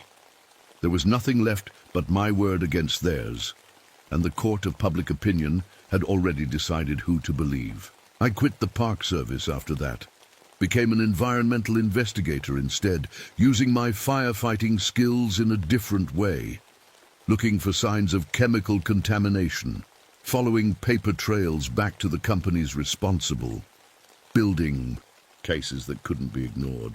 Amanda's death gave me a purpose I'd been missing since I lost my wife and crew. I couldn't save them, but I could make sure their deaths meant something, that the truth wouldn't stay buried. Sometimes when I'm working in contaminated areas, I feel it watching me. The Jersey Devil, the Guardian. I'll catch a glimpse of smoke moving against the wind, or feel a heat that can't be explained by the sun. I'm not afraid of it anymore. We're on the same side now. 3 years after that night in the Pine Barrens, I was investigating a chemical plant just outside of Philadelphia. I'd found evidence of illegal waste disposal, enough to shut them down for good. The night before I was set to testify, the plant exploded. The official report called it an accident, a tragic coincidence. I know better. As the flames reached my office, I felt that familiar presence wrap around me. Wings of fire and smoke, protecting me even as the building collapsed. I didn't survive that night, at least that's what the official record says. Theodore Kowalski, dead in a chemical plant explosion, a sad end to a troubled man. But the evidence I gathered survived, found in a fireproof safe, untouched by the flames that destroyed everything else. Enough evidence to bring down not just one company, but an entire network of corporate polluters. Some say if you go to the Pine Barrens on a clear October night, you might see 2 figures moving through the trees. A man and a creature with wings of fire still hunting for poisons to burn away. I can't confirm or deny those stories. All I know is that some truths can stay buried for only so long. Some fires need to burn, and sometimes the most unlikely. Allies find each other when they're needed most. My name was Theodore Kowalski. This is my burning truth.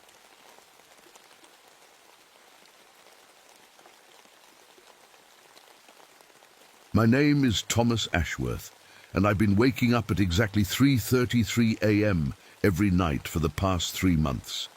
Tonight is no different.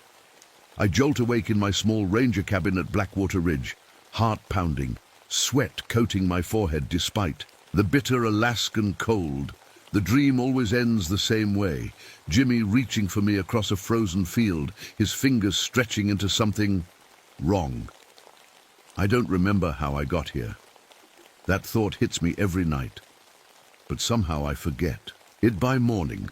The cabin feels both familiar and strange, like a photo of home that's been slightly altered. Pulling myself from bed, I grab my flashlight and peer out the window.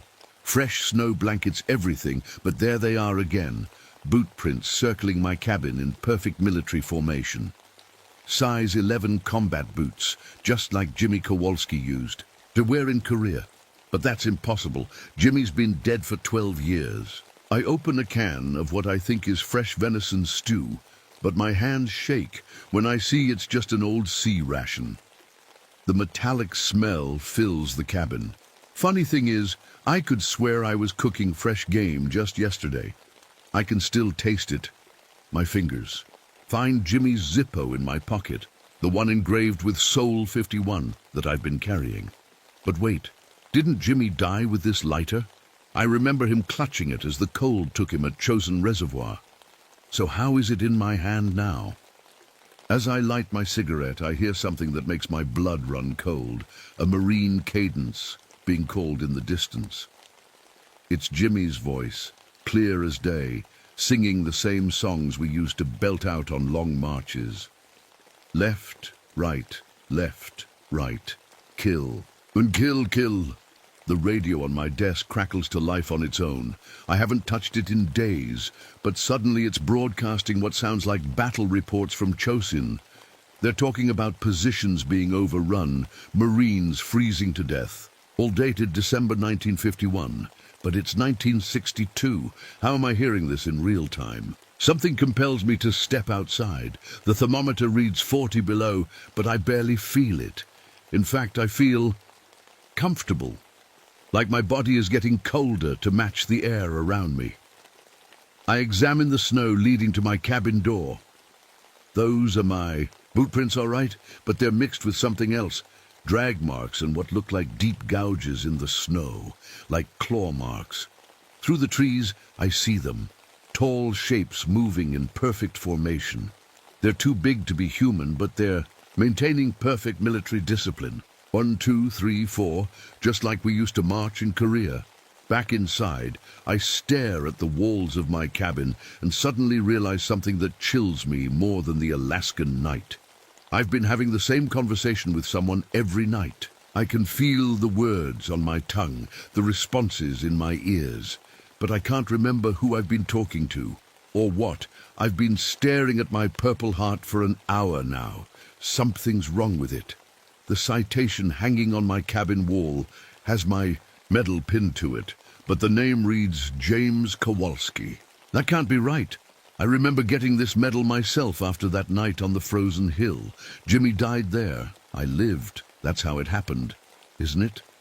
My fingers trace over my discharge papers from the Marines. Severe hypothermia, it says. Acute starvation. And then the words that make my stomach twist. Psychological break with reality. I don't remember any of these injuries. I was shot in the leg, that's all, wasn't I? On my desk sits the photo of Jimmy and me in Korea. We're smiling, arms around each other's shoulders, two young men far from home trying to stay brave. I look away to grab my coffee, and when I look back, Jimmy's face has changed. His eyes are different, his smile wider. I blink and it's normal again. I've been eating the same meals for months now, those old sea rations that somehow taste like fresh deer meat. This morning I finished another can, and when I went to throw it away, it was completely empty and dry, like nothing had ever been in it. My journal sits open beside me. I've been writing in it every day, keeping track of my time here at Blackwater Ridge. 3 months ago, I rescued Dr. Morrison when she got lost hiking. At least that's what my first entry says, but as I flip through the pages, each day tells a different story about what happened. Found Dr. Morrison near Eagle Creek. She had a broken ankle. Dr. Morrison's car slid off the road during the snowstorm. Carried her 2 miles to safety. Dr. Morrison was trapped in a cave-in. Dug her out with my bare hands. None of these can be true at the same time. What really happened to Dr. Morrison? I catch my reflection in the small mirror above my sink and jump back. For a split second, I saw Jimmy's face instead of mine. The weird thing is I almost preferred it that way. You'd have loved this posting, Jimmy, I say out loud. All this wilderness. Remember how we used to talk about fishing in Alaska after the war? I pause, listening to a response that seems to float in the air around me. Yeah, I know. The cold isn't for everyone. But you got used to it in Korea, didn't you? My body feels strange lately. My fingernails have grown long and yellowish, no matter how much I trim them. And I'm losing weight even though I feel like I'm always eating. My ribs show through my skin now, and my face looks hollow in the mirror. I try to remember the hikers I've helped since I've been stationed here. I know I've been doing my job, protecting people, rescuing them when they get lost in the wilderness. But when I try to picture their faces, all I can remember is the taste in my mouth afterward. A taste like salvation. Dr. Morrison sits in the corner of my cabin watching me. She hasn't moved in hours. She hasn't blinked. She's been dead for 3 months. I know this, somewhere deep in my mind, but I still talk to her like she's alive. Would you like some coffee, Doctor? I ask, pouring a cup. Her head nods, her smile stretching across her decomposing face.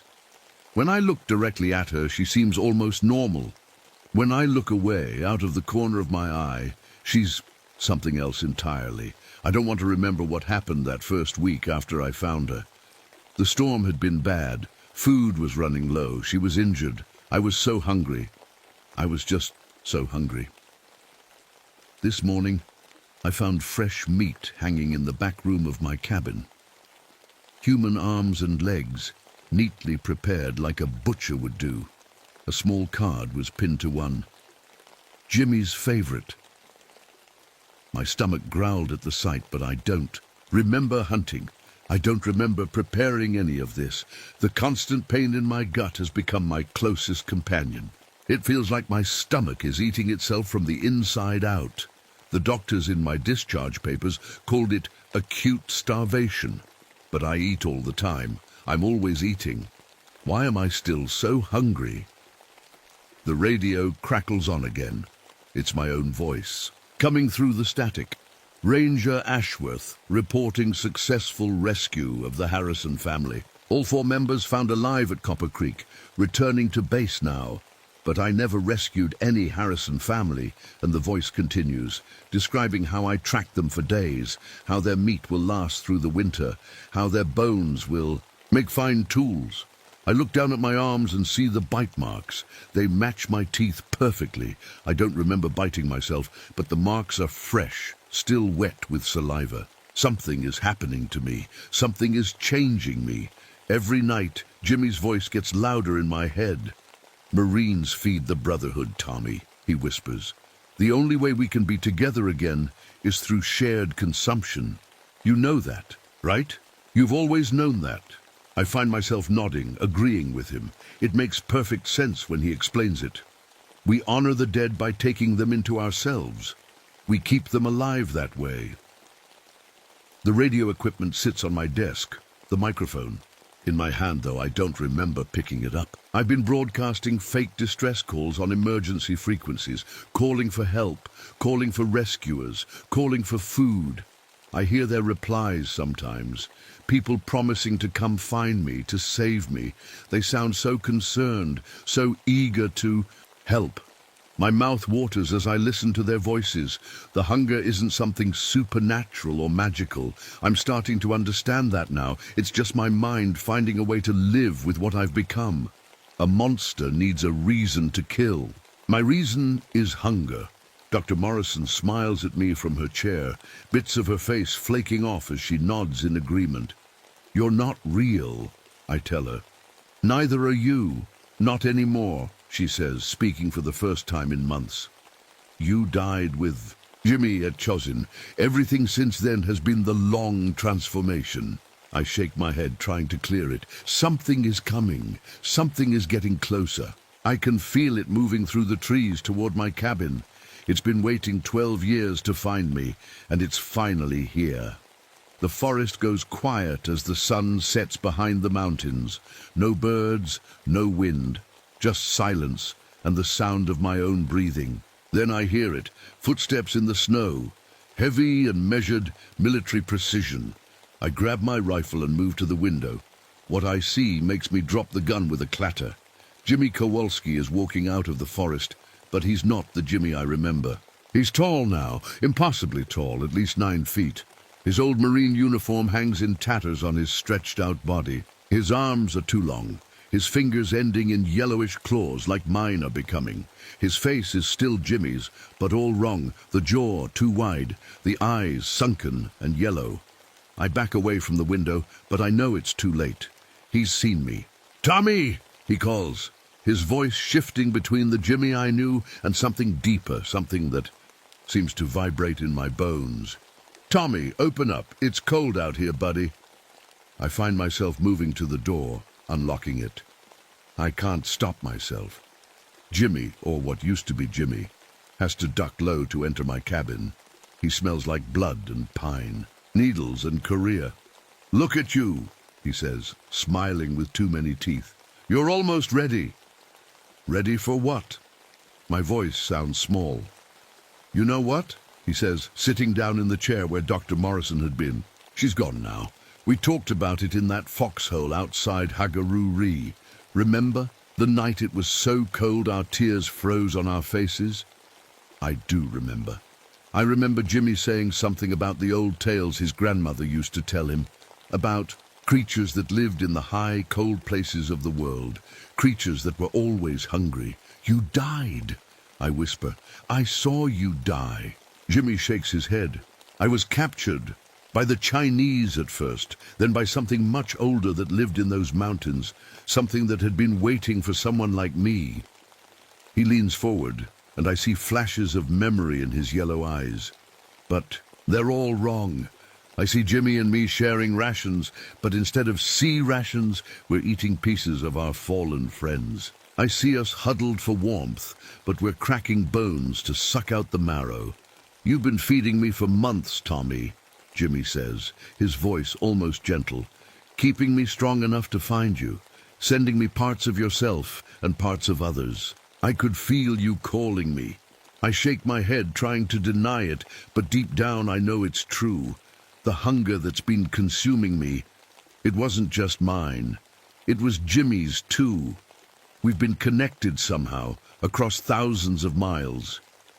Every person you rescued became part of our unit, Jimmy explains. They're all still here, parts of them anyway. I look around the cabin, suddenly seeing shapes in the shadows. Human shapes, but twisted and wrong, waiting and watching. You're almost one of us now, Jimmy says. Every meal brings you closer. Your body is changing. You've felt it, haven't you? The cold doesn't bother you anymore. The hunger never stops. You're stronger than you've ever been. He reaches out one long, clawed hand and gently touches my face. His skin is ice cold. We can be together again, Tommy. All of us, the whole squad, forever. I look into his eyes and see myself reflected there, but it's not my human face anymore. My features are sharp and hungry, my eyes yellow like his. Your transformation is almost complete, Jimmy says. Just one more step. What step? I ask, though I already know the answer.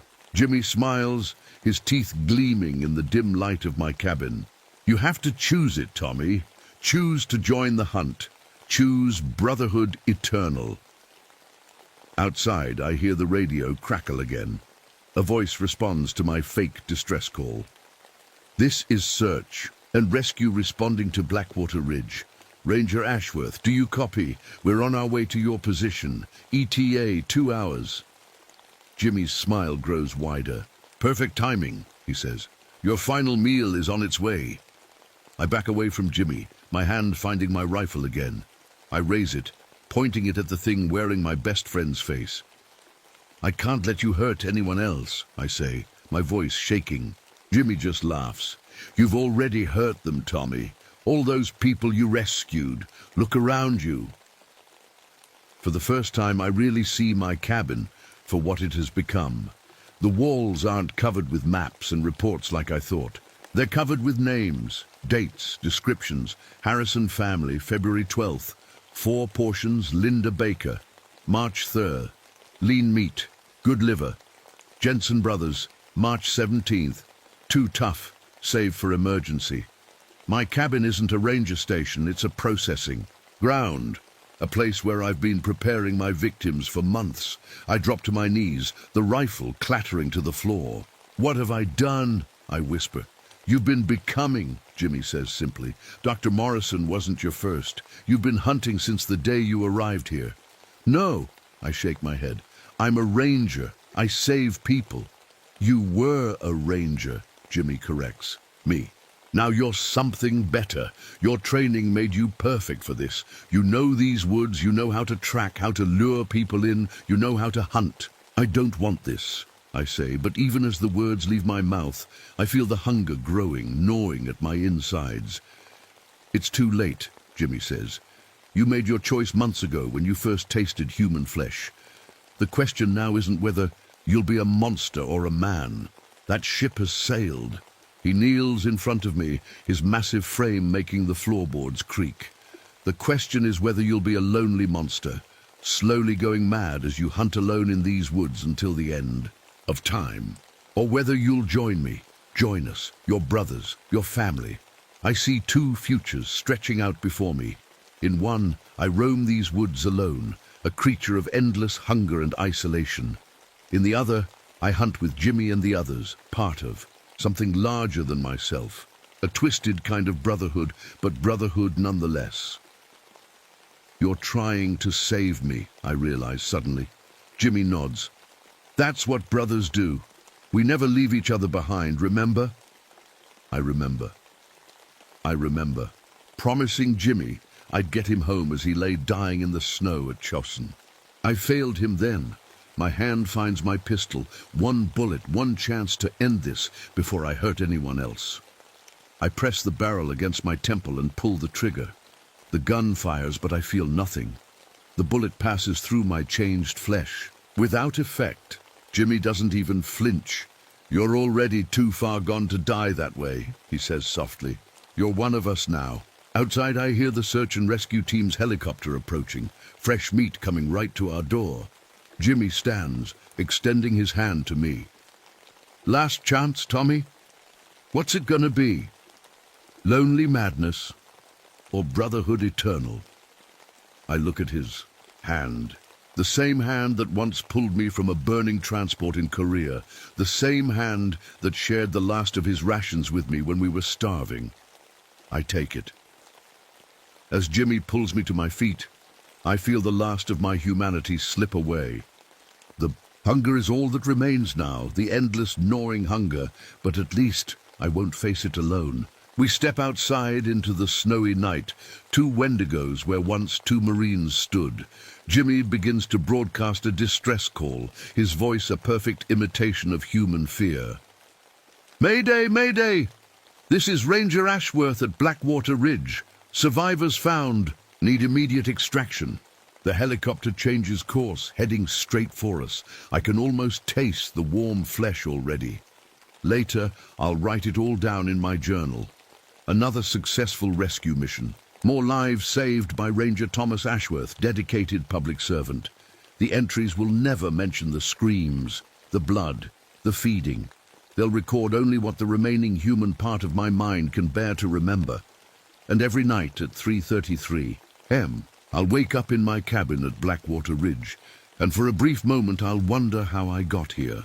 Then the hunger will return, and I'll forget once more.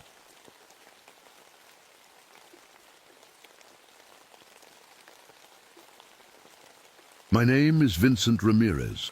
I've been climbing this mountain for what feels like forever, following strange radio signals that shouldn't exist anymore. The static breaks sometimes, and I hear voices using codes that the Denver PD stopped using. In the 70s, I'm 42 years old, at least I think I am. Time feels slippery here. The trail up Copper Mountain should be beautiful, but something's wrong. The markers along the path aren't normal. Each wooden post has numbers carved into it, badge numbers, police badge numbers. I recognize some of them, officers who died years ago, but others, the dates go decades into the future.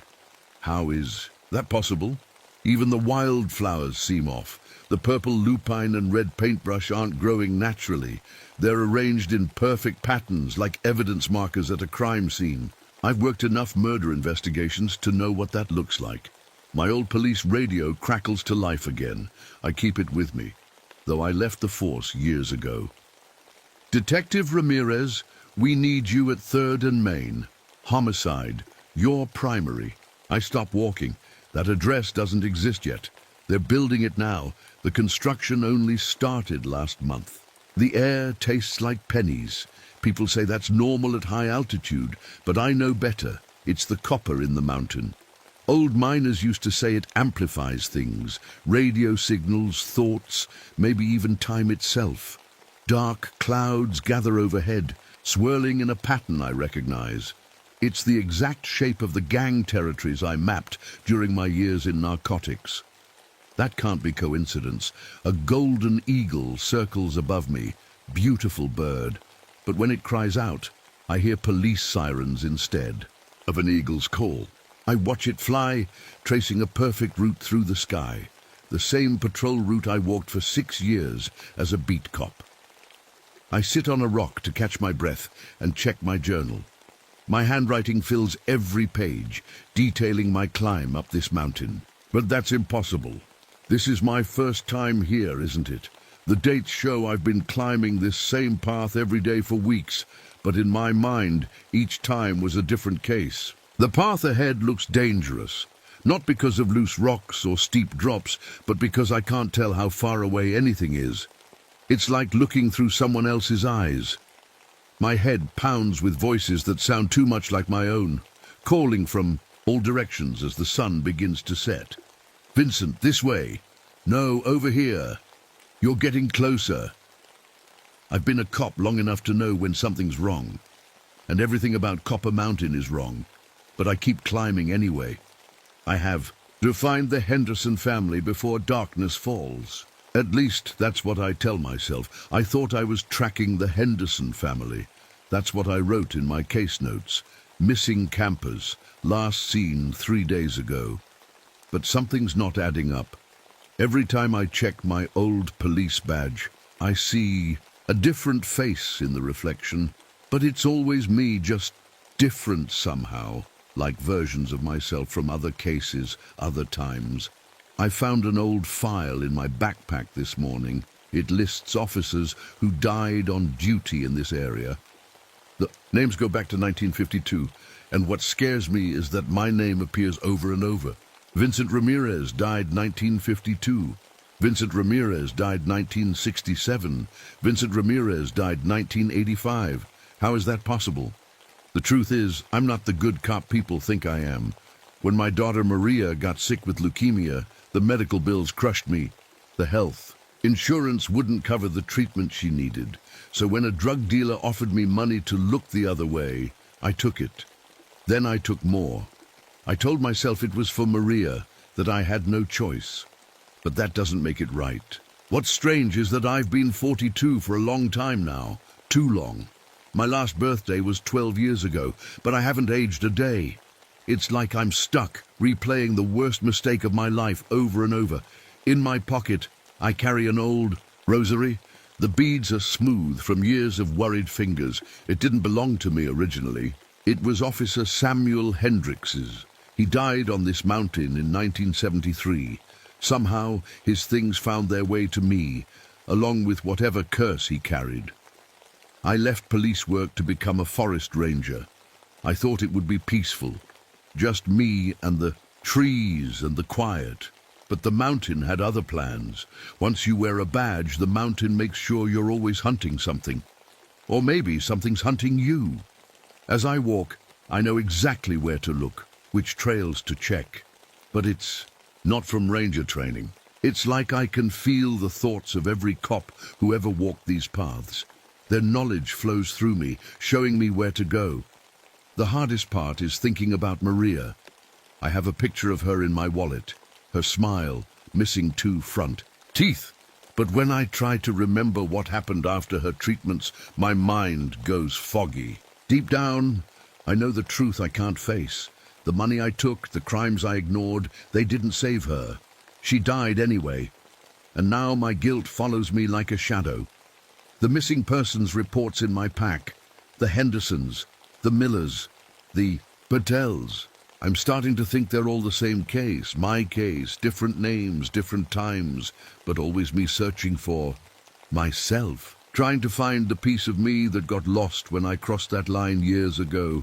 The sun is getting low now.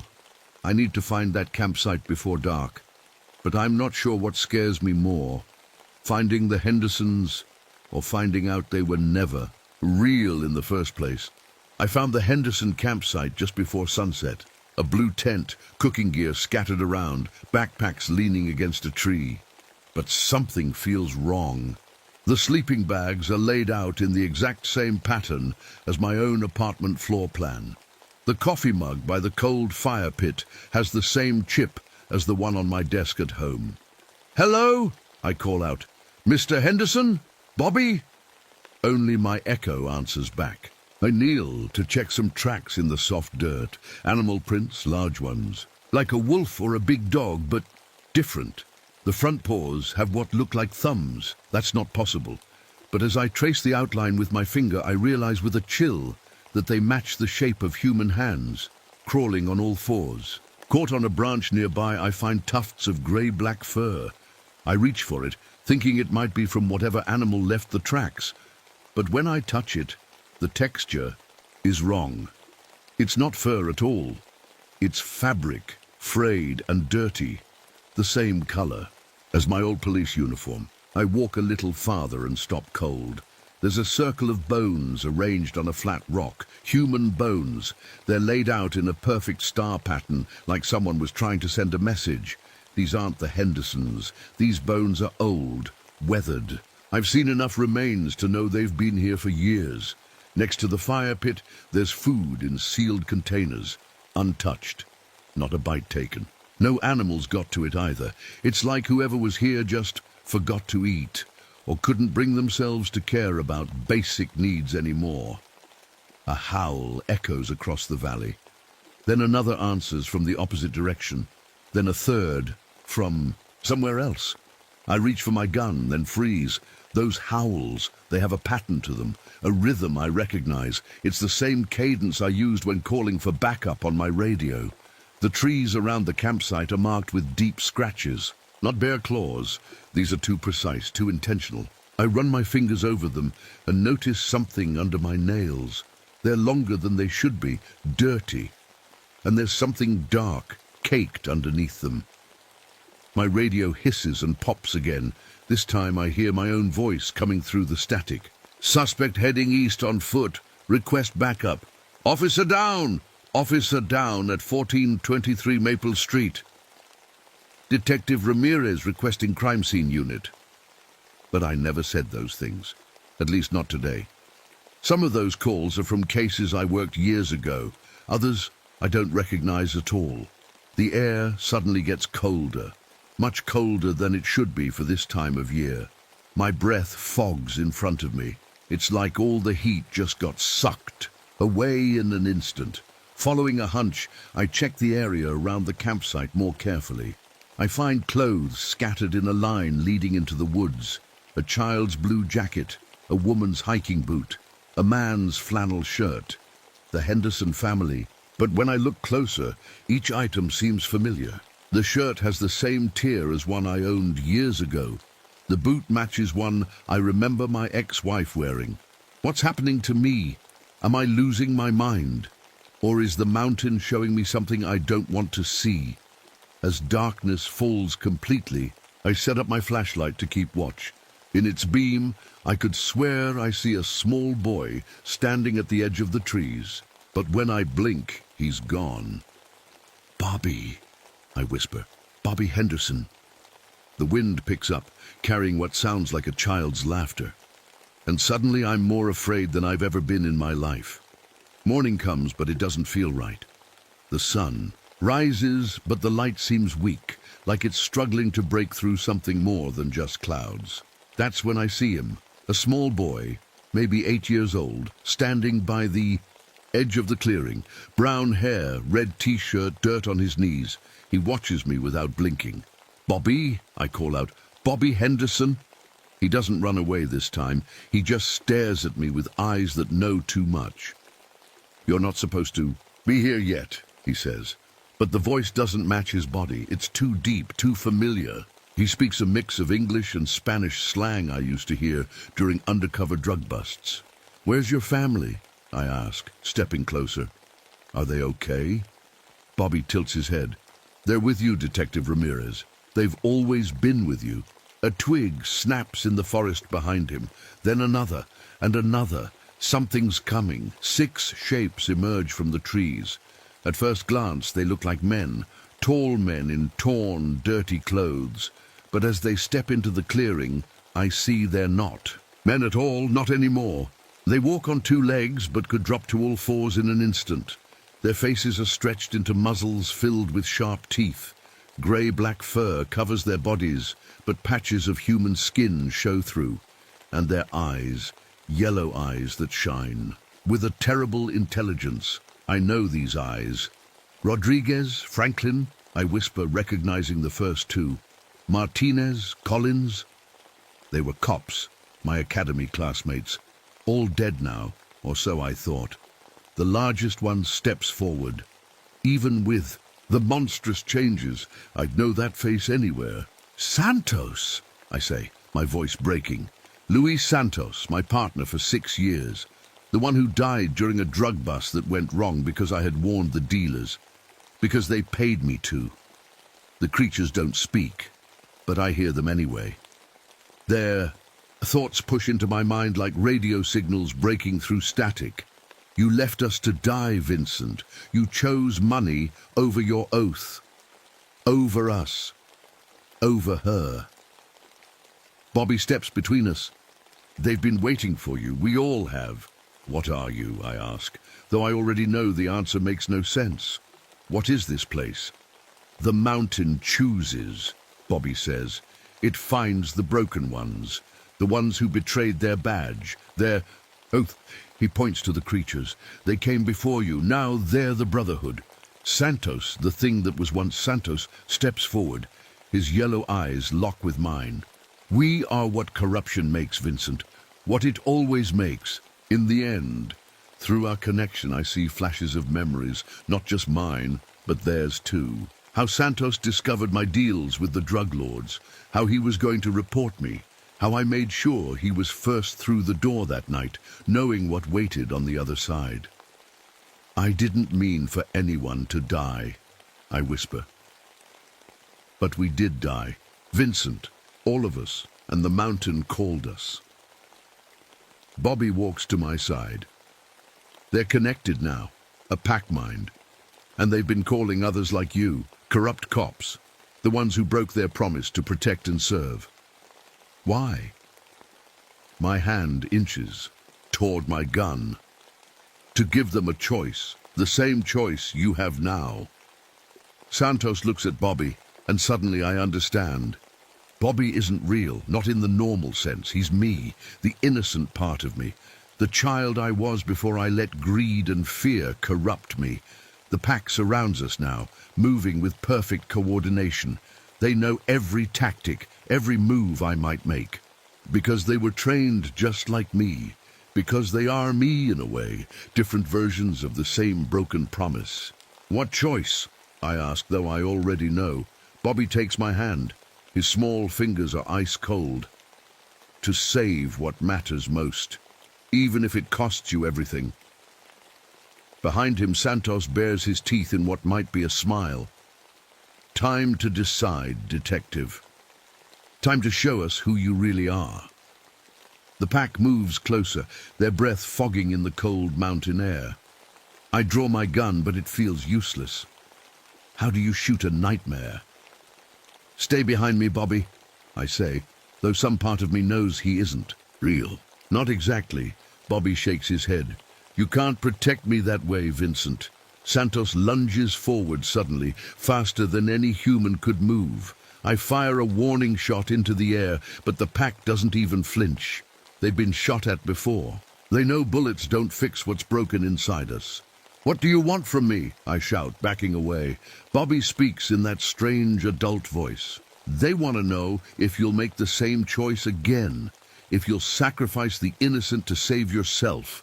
The pack spreads out, using the same flanking maneuver I taught Santos years ago. They know every move I'll make before I make it. I reach for my emergency flare and light it. The bright red glow creates a circle of light around us. The pack hesitates at the edge of the light, their yellow eyes reflecting the flame. Maria died because of me, didn't she? I ask Bobby. Finally, understanding. The money I took, the treatments it paid for, the drugs were contaminated, Bobby says. The same dealers you protected cut corners everywhere. Even with the medicine they sold, you chose wrong, Vincent, and she paid the price. The flare won't last long.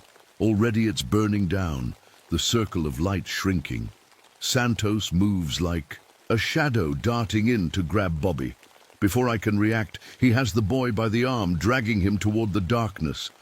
Choose, Vincent, Bobby cries out. This time choose right.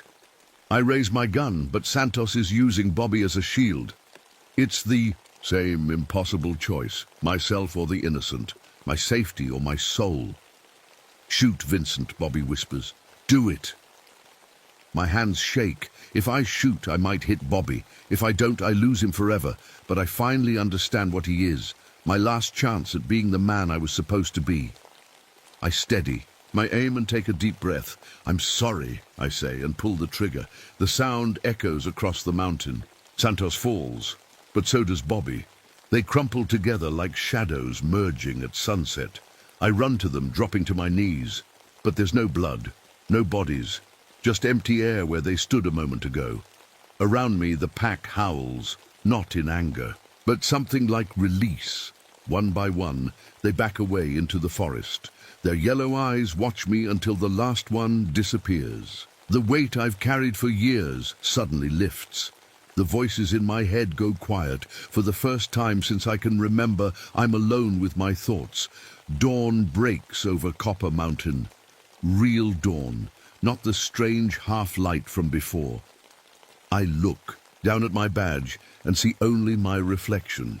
Just one version of me, not the many faces that haunted me before. I understand now.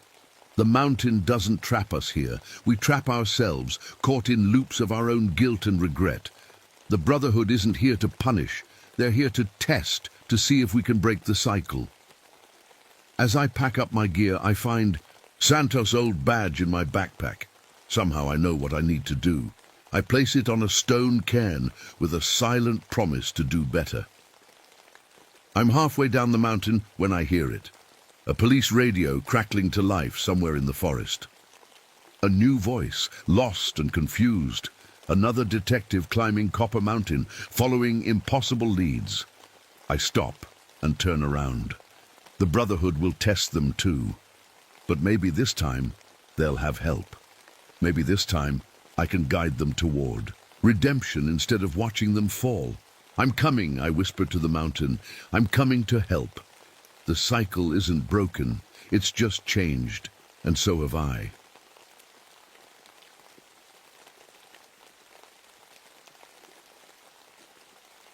My name is Patricia Donovan. I'm a forest ranger at Mark Twain National Forest in Missouri. At least, that's what I tell myself every morning when I wake up. Something feels off today as I walk through these woods.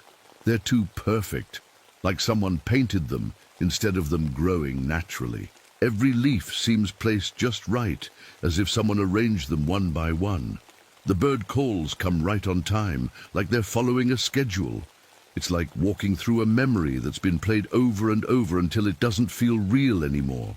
I'm looking for the Morrison family. They went camping 4 days ago and never came home. As I push through the trees, I suddenly see their campsite. It looks exactly like the photos in the missing persons report. The blue tent facing east, the half-burned logs in the fire pit, 3 camping chairs arranged in a neat triangle. But I never investigated this case in person before. How do I know exactly what to expect? The ground feels strange under my boots. I look down at my footprints in the mud and notice something that makes my skin crawl. I'm not sinking in at all. My boots are resting right on top of the mud, like I'm not heavy enough to make an impression, like I'm not really here. I reach Devil's Creek by midday. The water is clear and still, almost too still. I kneel down to fill my canteen and freeze when I see my reflection. It's not me looking back. Instead, I see a young Vietnamese girl, maybe 13 or 14. Her eyes are wide with terror, and she's pointing at me, her mouth open in a silent scream. I jerk back, dropping my canteen, but when I look again, it's just my face. Tired, confused, 31 years old. As I continue searching, I notice something else strange. Whenever I think about finding clues, they appear exactly where I look. I think about footprints, and suddenly, there they are, a perfect trail leading deeper into the forest. I think about finding a piece of clothing, and there's a child's jacket hanging from a branch. It's almost like the forest is reading my mind, giving me what I expect to see. My radio crackles to life, and I nearly jump out of my skin when I hear my own voice coming through the static. "This is Ranger Donovan at the North Ridge," my voice says. "No sign of the Morrison family yet, moving to the eastern sector." But I'm nowhere near the North Ridge. And I never made that call. Every sound in this forest feels wrong too. Bird calls, rustling leaves, the bubbling of the creek. They all seem to come from exactly where I'm not looking. When I turn toward a sound, it moves, always staying just out of sight. The weather doesn't make sense either. When I think about Vietnam, about the hospital in Saigon where I worked as a nurse during the war, the temperature drops suddenly.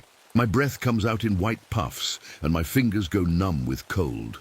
But when I focus on my ranger duties, warmth returns. It's like the temperature changes with my mood, not with normal weather patterns. By what should be late afternoon, I realize something else disturbing. I haven't eaten all day. I haven't taken a single sip of water. I've been hiking for hours through rough terrain, but I'm not tired or hungry or thirsty. And the strangest thing of all, the sun hasn't moved. Not 1 inch. It's frozen in the same position it was when I started my search this morning.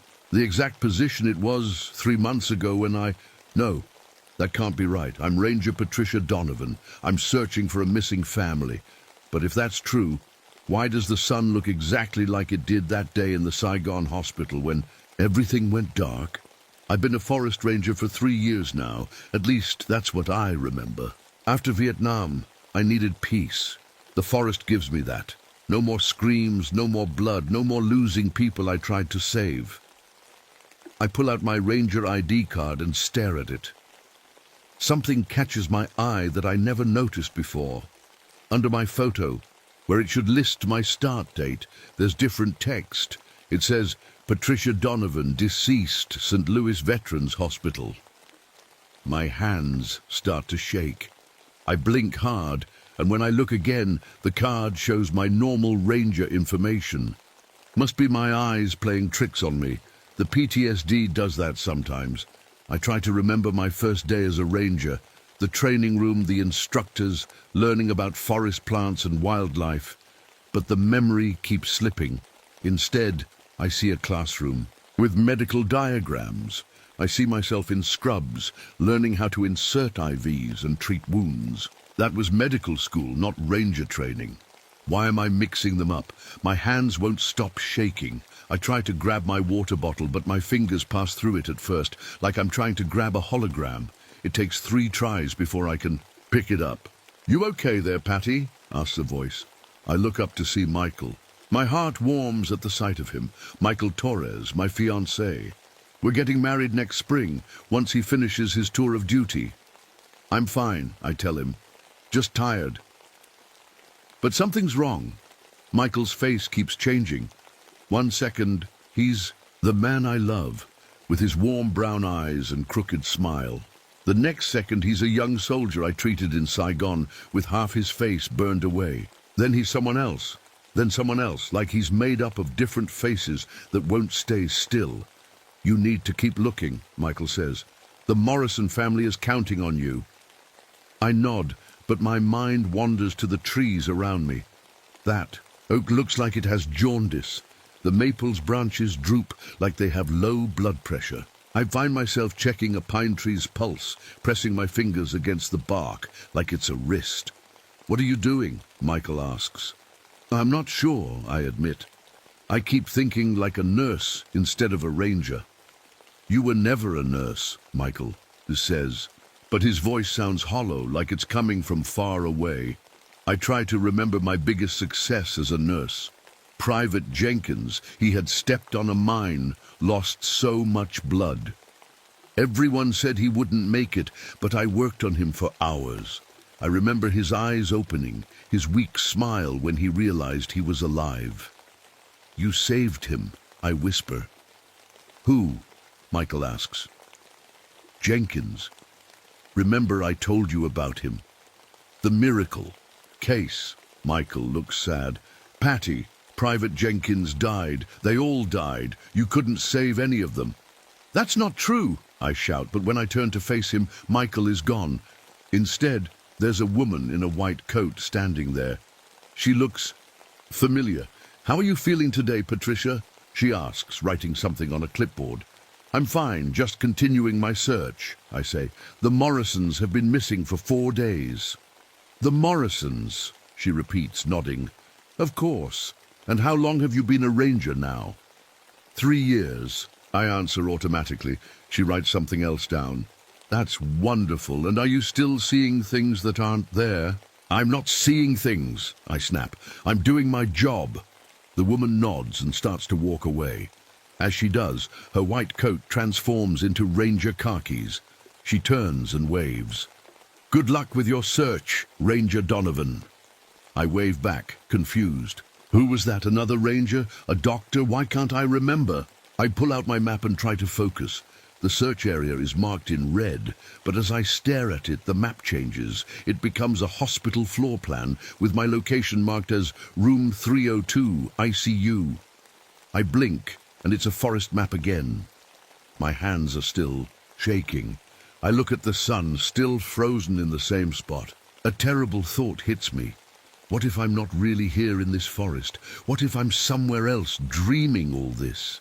No, that can't be right. I'm Ranger Patricia Donovan. I have a job to do. People are counting on me.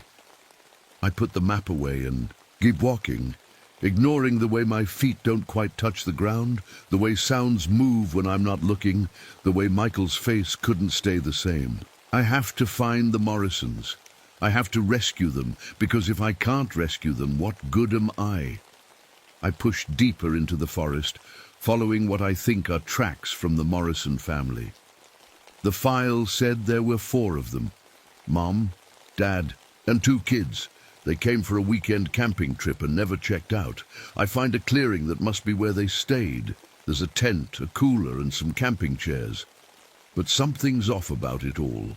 The tent isn't forest green like I expected, but hospital white.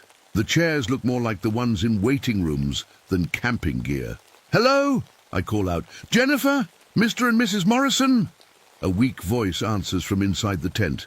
Help! Please! I rush forward and unzip the tent.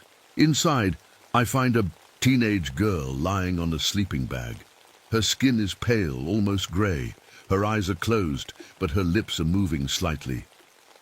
Jennifer? I ask. Jennifer Morrison. Her eyes flutter open. They're cloudy, unfocused. Who are you? She whispers. I'm Ranger Donovan. I'm here to help. She tries to sit up, but can't. I was in a car, she says. Dad was driving. There were bright lights. Then nothing. You're in the forest now, I tell her, but even as I say it, I'm not sure it's true. The tent walls keep flickering, sometimes looking like white hospital curtains.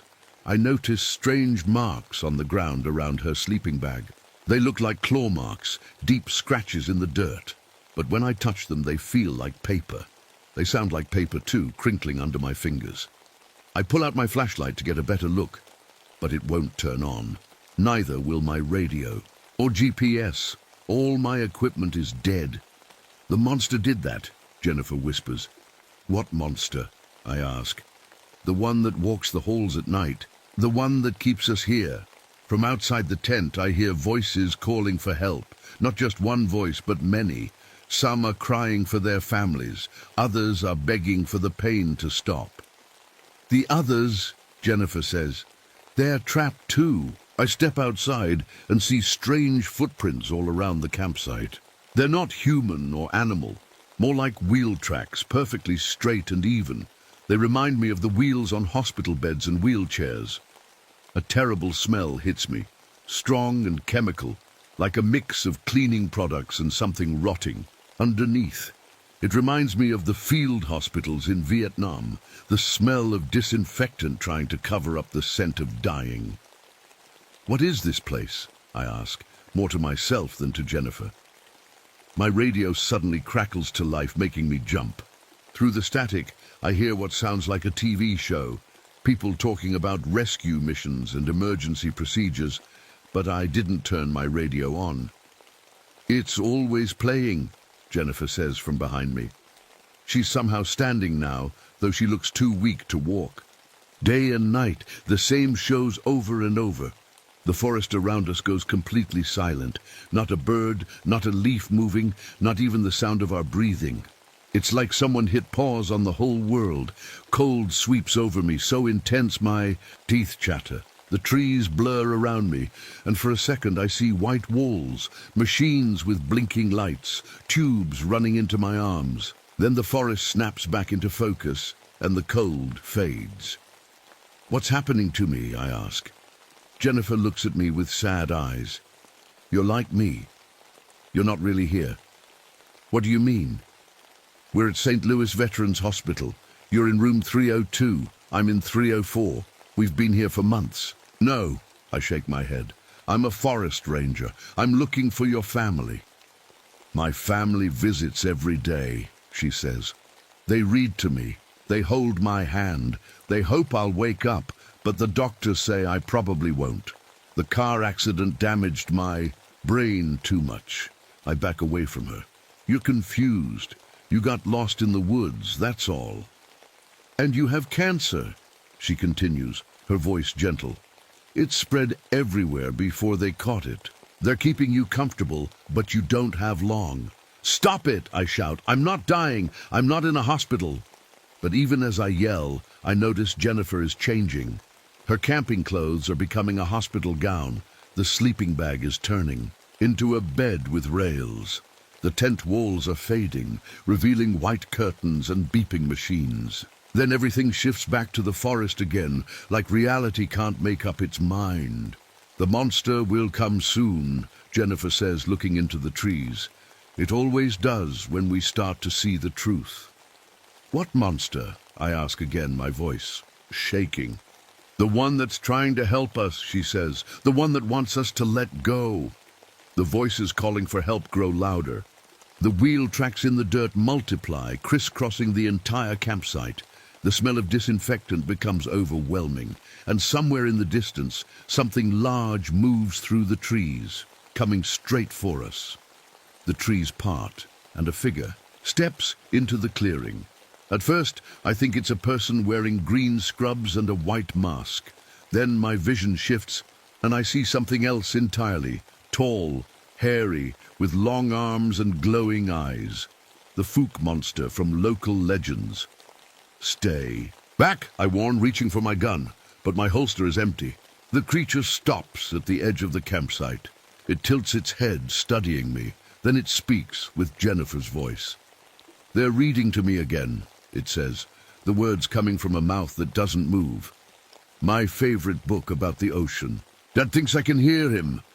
I look back at the tent, but Jennifer is gone. "What did you do to her?" I demand. The creature shifts, its form blurring.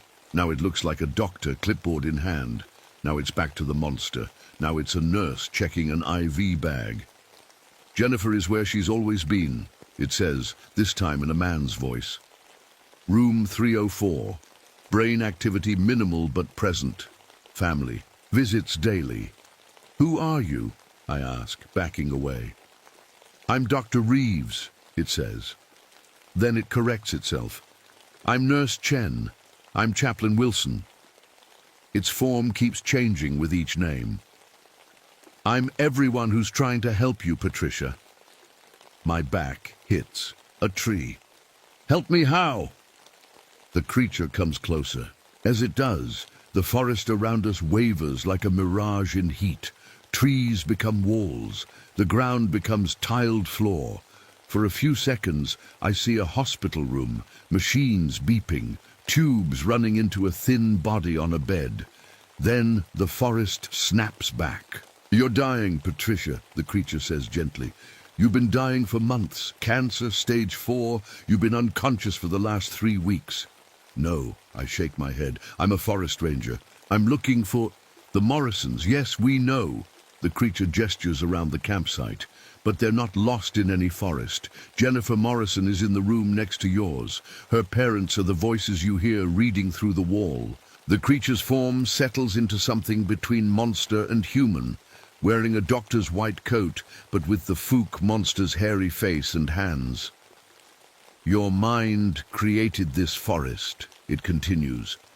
"You didn't want to be a nurse anymore after Vietnam, too much responsibility, too much guilt when people died. So you became a ranger in your mind, someone who finds people after they're already lost, not someone who has to save them.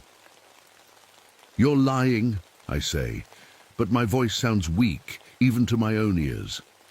The creature shakes its head. I know your memories, Patricia. I know about Private Jenkins and the others. I know you blame yourself for not saving them. How could you know that? Because I've read your medical records, because your family told us about your nightmares, because I've been watching over you for months. The creature reaches out a hand, sometimes a monster's claw, sometimes a human hand, and touches my shoulder. Immediately, the forest around us dissolves completely. We're standing in a hospital room. In the bed lies a woman so thin and pale she hardly looks human. Her head is bald, her cheeks sunken. Tubes and wires connect her to machines that beep and hum. With a shock, I recognize my own face in that dying woman. "This is you," the creature says. "The real you." I try to back away but hit the wall. No, this isn't real. It's the only real thing, Patricia. Everything else, the forest, the search, the missing family, that's the illusion. I reach into my pocket and find a syringe filled with clear liquid. My Ranger first aid kit has morphine for emergencies. I pull it out, my hand shaking. "Stay back," I warn. The creature, doctor, monster, shakes its head. "Morphine won't hurt me, Patricia, but in the real world you're pulling out. Your IV lines right now. The nurses will have to reinsert them. It causes you pain, though you can't express it." I look at the body in the bed. One of the tubes has been yanked out of her arm. A red alarm is flashing on one of the machines. "Why are you doing this to me?" I ask, tears running down my face. "I'm trying to help you," the creature says. Its voice is kind now, gentle. "You're trapped between worlds, not accepting death but not truly living either. It's causing you suffering. It's causing your family suffering." "My family?" The creature nods and gestures to the window of the hospital room. Through it, I can see what looks like a small chapel. People are sitting in rows, heads bowed. I recognize my mother, my brother, even my old nursing school friends. They've been keeping vigil for weeks, the creature explains. They can't move on while you're like this. They can't grieve properly. They're trapped, just like you. I stare at the dying woman in the bed, at myself, and feel something breaking inside me. The truth I've been running from for so long. "What do you want from me?" I whisper. The creature's form settles finally into something purely human. A doctor with kind eyes. "I want you to choose, Patricia. Keep fighting, keep living in your forest fantasy, keep everyone in this painful limbo. Or accept what's happening and find peace." The hospital room begins to fade, the forest returning around us.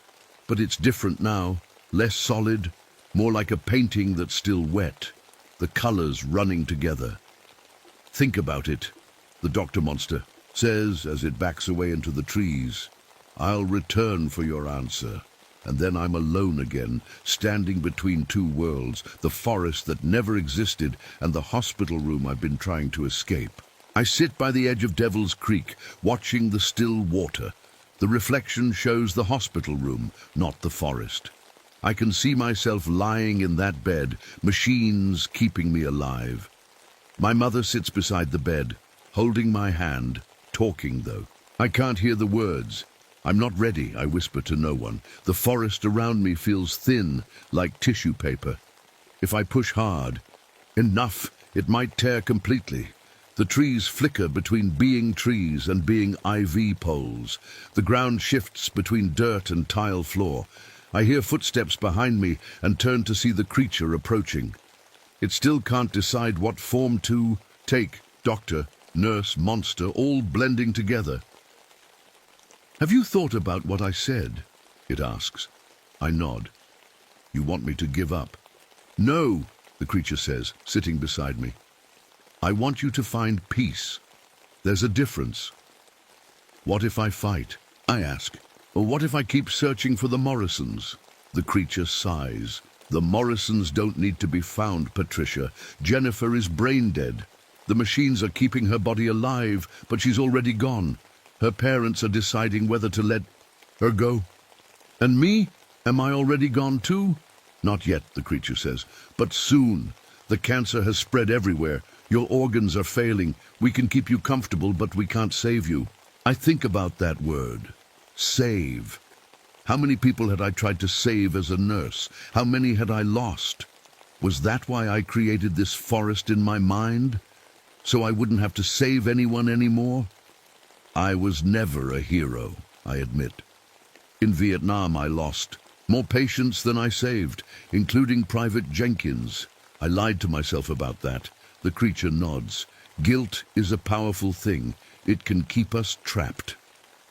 I reach into my pocket and find the morphine syringe again. What happens if I use this? In your mind, you'll inject me with it. In reality, you'll pull out more tubes, causing more pain for yourself. The nurses will have to tie down your hands to stop you from hurting yourself. I look at the syringe, then throw it into the creek. It disappears with barely a splash. I don't want to hurt anyone anymore, I say, not even myself. That's good, the creature says. That's progress. We sit in silence for a while. In the creek's reflection, I see nurses enter my hospital room, check my vital signs, adjust my medication. My mother never leaves my side. She hasn't left for 3 days, the creature tells me. Your brother brings her food. They take turns, sleeping in that chair. They love me that much? I ask, surprised. Of course they do. That's why this is so hard for them. They can't say goodbye while you're trapped between worlds. I watch my mother in the reflection. She looks exhausted, her face lined with worry. I never wanted to cause her pain. What do I need to do? I ask finally. The creature stands and offers its hand. Come with me. I want to show you something. I take its hand, sometimes furry and clawed, sometimes human, and let it lead me through the forest. We arrive at a clearing I haven't seen before. In the center stands a small wooden building that looks like a chapel. What's this? I ask. Open the door, the creature says. I push the door open and step inside. The interior shifts between a forest ranger station and a hospital chapel. Photos on the wall show the Morrison family. Jennifer, her parents, her little brother. But they're not camping photos. They're hospital photos, family portraits, school pictures. This is where Jennifer's family prays for her, the creature explains, and where your family prays for you. On a table in the center of the room lies a book. I open it and see it's a journal. My journal. The first entries are written in my handwriting, describing my days as a ranger. But the later pages are in different handwriting, my mother's, my brother's, even some old nursing colleagues. They write to you, the creature says. They tell you about their days, their memories of you, how much they love you. I flip through the pages, reading snippets. Remember when we went fishing at Clearwater Lake, Patty? You caught that huge bass and wouldn't stop talking about it for weeks. The doctors say you can probably hear us, so I'm going to keep talking to you, sis. I'm not giving up on you. Your favorite flowers are blooming in the garden. I brought some for your room. Tears roll down my cheeks as I read. They remember so much about me. Of course they do, the creature says. You matter to them. Your life mattered. I close the journal and look around the chapel or ranger station. What's the choice I need to make? The creature's form settles again into the doctor with kind eyes. You can keep fighting, keep everyone in limbo, keep suffering, or you can accept comfort care only, let nature take its course.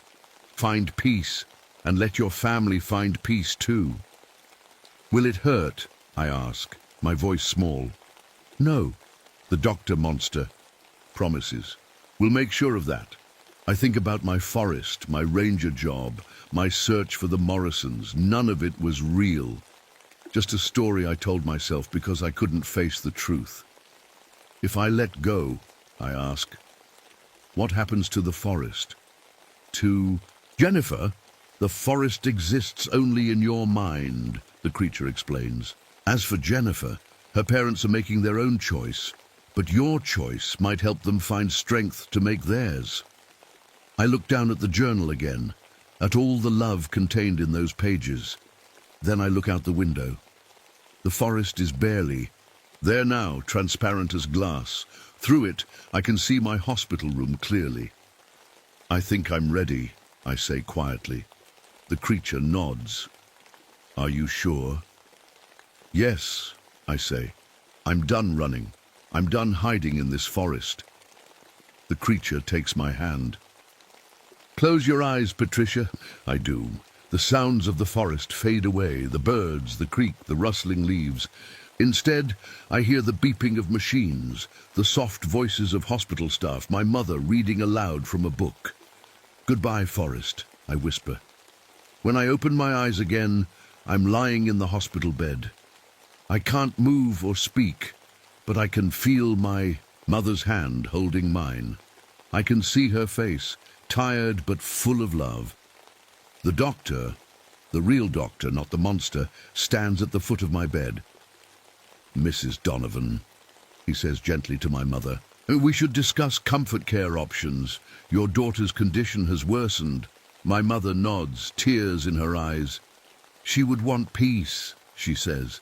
My Patty was always brave that way. I feel weightless suddenly, like I'm floating. The pain that's been my constant companion for months fades away. I close my eyes again, and for a moment I see the forest one last time. But it's different now, peaceful, not frightening. The sun is finally moving, setting in a blaze of orange and pink. Devil's Creek flows clear and natural, and standing at the edge of the trees is a figure, not a monster but a guide, waiting to show me the way. I'm not a ranger anymore. I'm not a nurse anymore. I'm just Patricia Donovan, and I'm finally ready to rest. As the sunset fades, I let go of the forest forever. My last thought is simple and true. I mattered, I was loved, that's enough.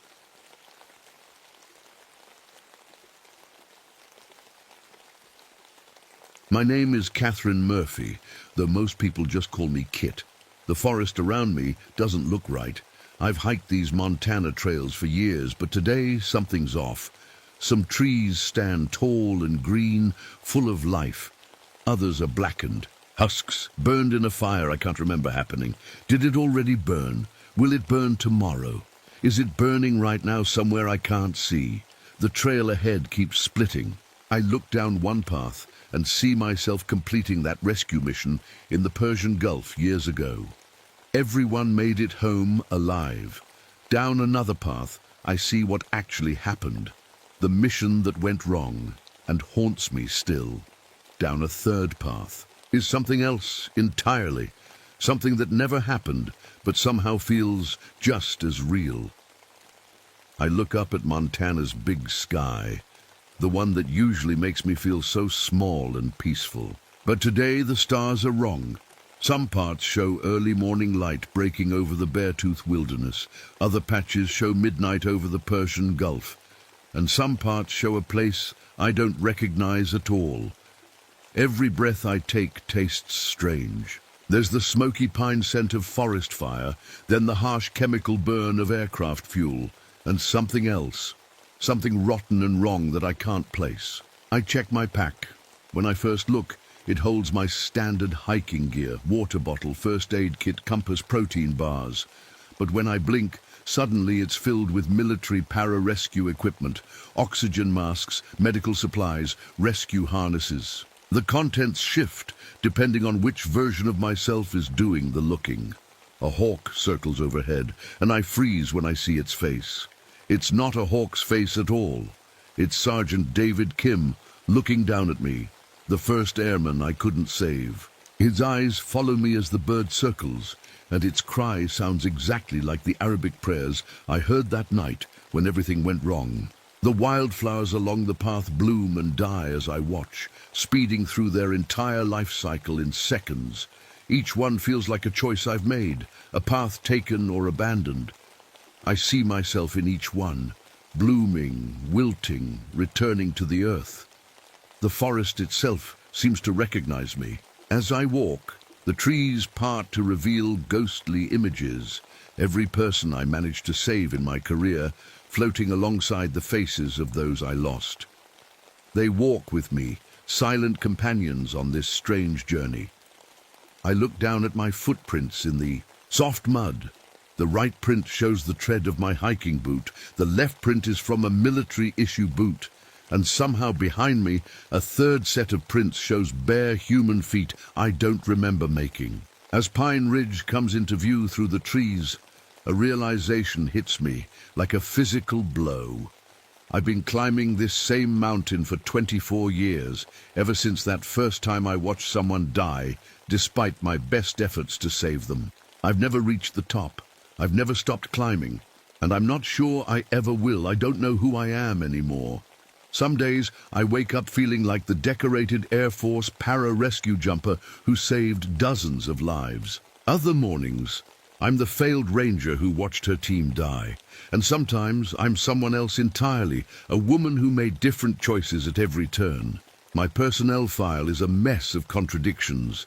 Date of birth, height, weight, achievements, they all change depending on who's looking.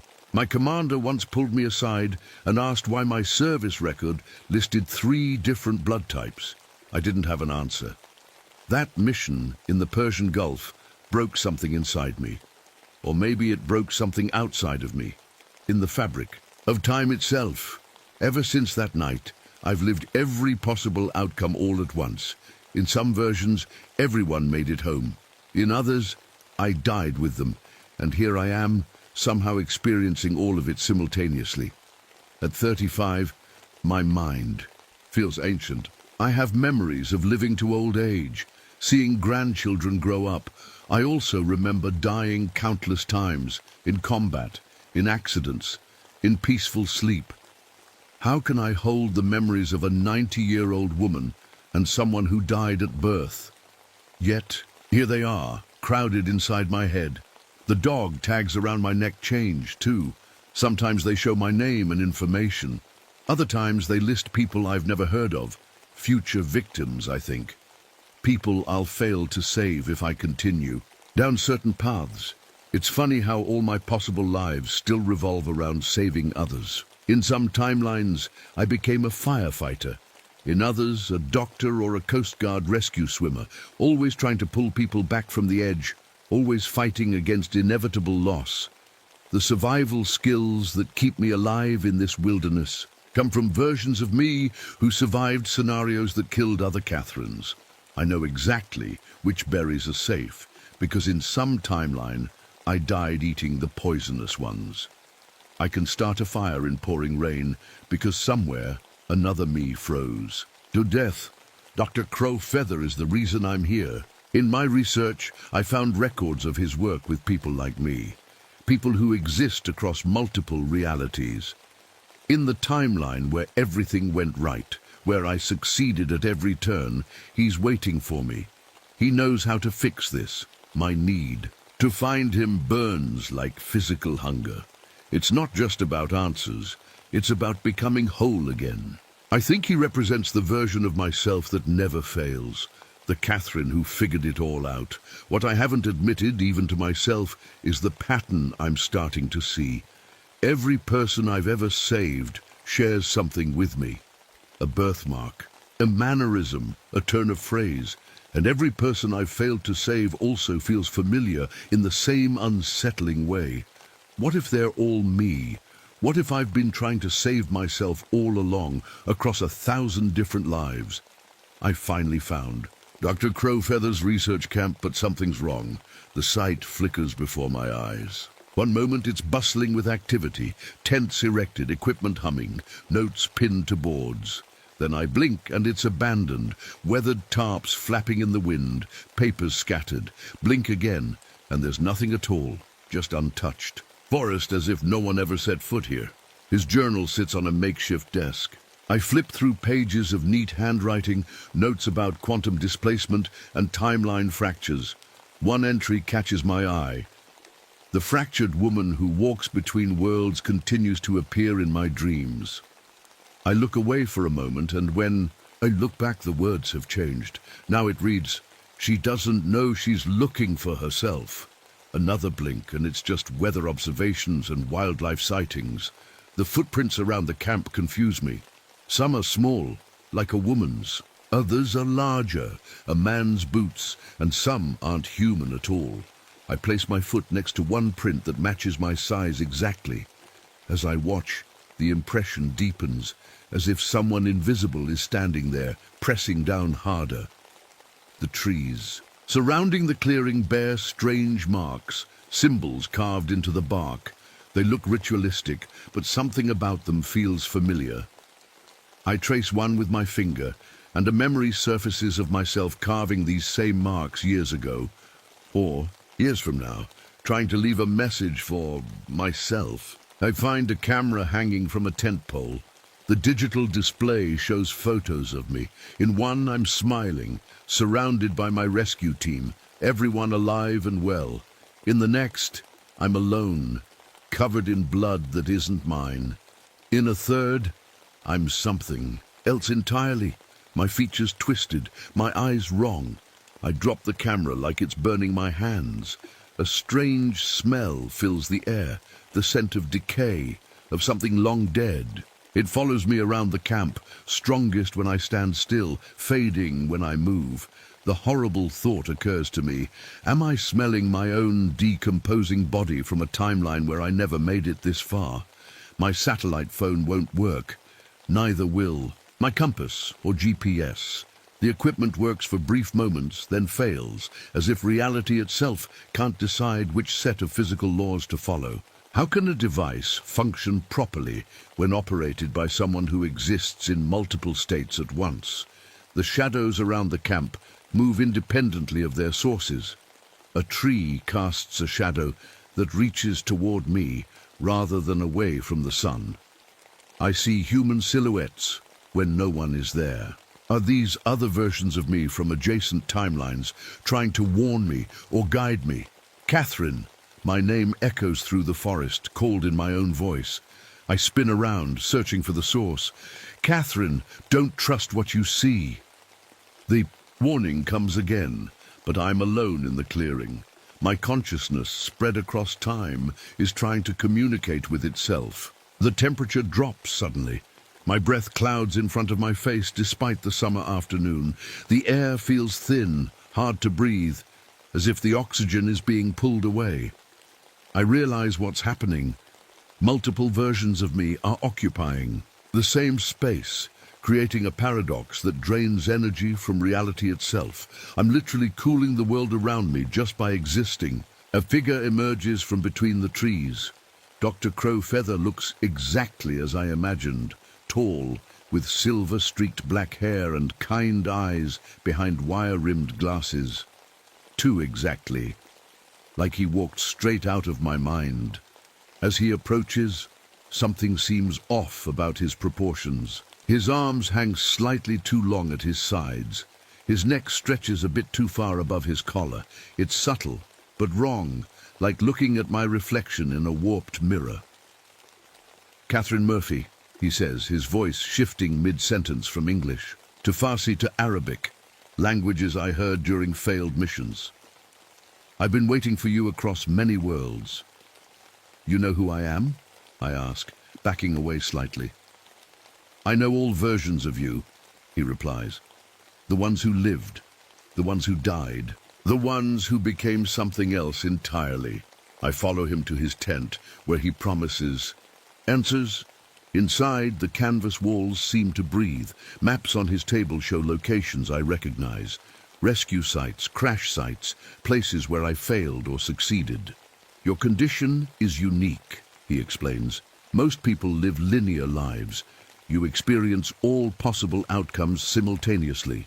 I turn away for just a moment, and when I look back, everything changes. Dr. Crowfeather is on the ground, or what's left of him. His body lies torn open, organs missing, face frozen in horror. Blood darkens the tent floor. I stumble backward, screaming, but when I blink, he's standing there again, unharmed, watching me with eyes that now seem to reflect nothing. "What did I just see?" I whisper.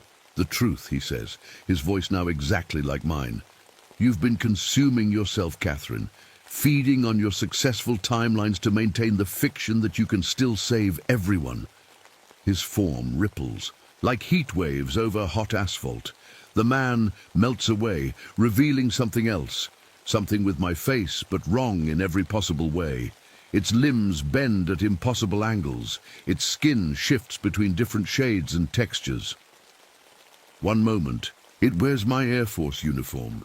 The next, my hiking clothes, then hospital scrubs, then nothing at all. The Skinwalker, I don't know why I know this name, but I do, circles me slowly. "What are you?" I ask, though I already suspect the answer. "I'm you, Catherine." It speaks with not just my voice, but dozens of voices overlaid. People I've known, saved, lost. I'm the version of you that succeeded in saving everyone in the Gulf. But success has its price. It shifts again, becoming my perfect mirror image. You've been fighting yourself all along. The part that accepts failure versus the part that demands perfection, the soldier versus the healer, the survivor versus the savior. I reach out trembling and touch my face. Its skin feels like mine but colder. "You have my memories," I whisper. "I am your memories," it replies. "I am you from the timeline where you chose differently at each crucial moment." The creature extends a hand that shifts between human, animal, and something unidentifiable. Integration is possible. You can accept that success and failure are both part of your identity. Or you can remain fractured, experiencing infinite lives without ever truly living any of them. Outside the tent, the forest has gone silent. No birds call, no wind blows. The world holds its breath, waiting for my choice. I run. The forest blurs around me as I sprint away from the thing wearing my face. But no matter how fast I move, it's always just behind me, matching my pace exactly. "You can't escape yourself, Catherine," it calls, its voice shifting between all the versions of me. "We've been running from ourselves for 24 years. I spin around, fists raised. "If I can't run, I'll fight." The Skinwalker smiles with my mouth. "That's it," it says. "Fight yourself, like you've always done." We collide, and it's the strangest battle I've ever fought. Every move I make, it counters perfectly. Every strategy I try, it anticipates. Of course it does. It knows my thoughts before I think them. "You trained to save lives," it hisses as we grapple.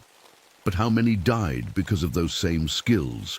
Memories flash through my mind, pulling a trigger to protect my team, administering morphine that ended suffering but also ended life, making split-second choices about who to save first. We crash through the underbrush, rolling down a slope. The forest around us begins to change. Trees catch fire spontaneously, not from any flame, but from the impossible energy released by our struggle. Two versions of the same person occupying identical space. The Skinwalker's form blurs faster now, cycling through everyone I've ever been or could be. Doctor, soldier, victim, hero, monster, all wearing my face, all fighting for dominance. We reach the edge of a cliff. Below, jagged rocks wait. The Skinwalker pins me down, its weight pressing me toward the edge. "Choose, Catherine," it demands. "Integration or dissolution. Become whole or remain fractured forever." I struggle against its grip, my fingers finding a small leather-bound book in the dirt, Dr. Crow Feather's journal. It falls open to a page about traditional protections against skinwalkers. The handwriting looks eerily like my own. "Blood of the self-offered freely breaks the cycle," I read aloud. The Skinwalker hisses, momentarily distracted. I realize what I must do. This isn't about fighting, it's about accepting. I stop struggling. "I understand now," I whisper. "I've been fighting myself all along." I reach up and touch my bleeding forehead, then press my bloodied fingers against the skinwalker's chest, against my own heart in another form. I forgive myself, I say, for those I couldn't save, for those I saved the wrong way, for every mistake and every success that came at too high a cost. The wind picks up, carrying voices. My crew from that fatal night in the Persian Gulf. For years I heard their voices as accusations. Now I recognize them for what they truly are. Echoes of my own guilt made audible. I forgive myself, I repeat, louder this time. The skinwalker shudders. Its form becomes less solid, edges blurring. Into smoke. We are the same, I tell it. The healer and the harmer, the savior and the lost. I accept all of it, all of me. The creature that wears my face begins to dissolve. Not violently, but gently, like fog burning away in morning sun. But it's not disappearing. It's flowing into me. I feel each fragment of myself returning, each fractured timeline reintegrating with my consciousness. Memories flood in, lives I lived, deaths I died, choices made and unmade across countless possibilities. For one brilliant moment I understand everything, see everything, am everything I ever was or could be. Then darkness takes me. I wake. In a small office, sunlight streams through Venetian blinds, a desk, diplomas on the wall, and across from me, Dr. Nathaniel Crow Feather, completely normal, completely human, watches me with concern. "Welcome back, Catherine," he says, gently. "You went very deep this session. Therapy, of course. The forest, the skinwalker, the quantum fracturing. All metaphors my mind created to process my trauma, my guilt over the failed rescue mission." "Did it help?" he asks. "The visualization technique?" I nod slowly, uncertain. The world around me feels solid, real. But so did the forest, so did every version of reality I experienced. "I think so," I say. "I feel integrated, whole." Dr. Crowfeather smiles. "Excellent. Same time next week?" As I leave his office, I catch my reflection in the glass door. For a split second, I see not my face, but the face of the skinwalker, my features twisted into something other. I blink, and it's gone. Walking to my car, I pass a woman who looks exactly like me, wearing clothes I don't own. She doesn't acknowledge me, but I feel her presence like a physical touch. And I wonder, was the therapy the real experience? Or is this just another branch of reality, another possibility playing out, while the true Catherine Murphy continues her infinite journey through fractured time? I don't know which version of reality is real anymore, and maybe that's okay.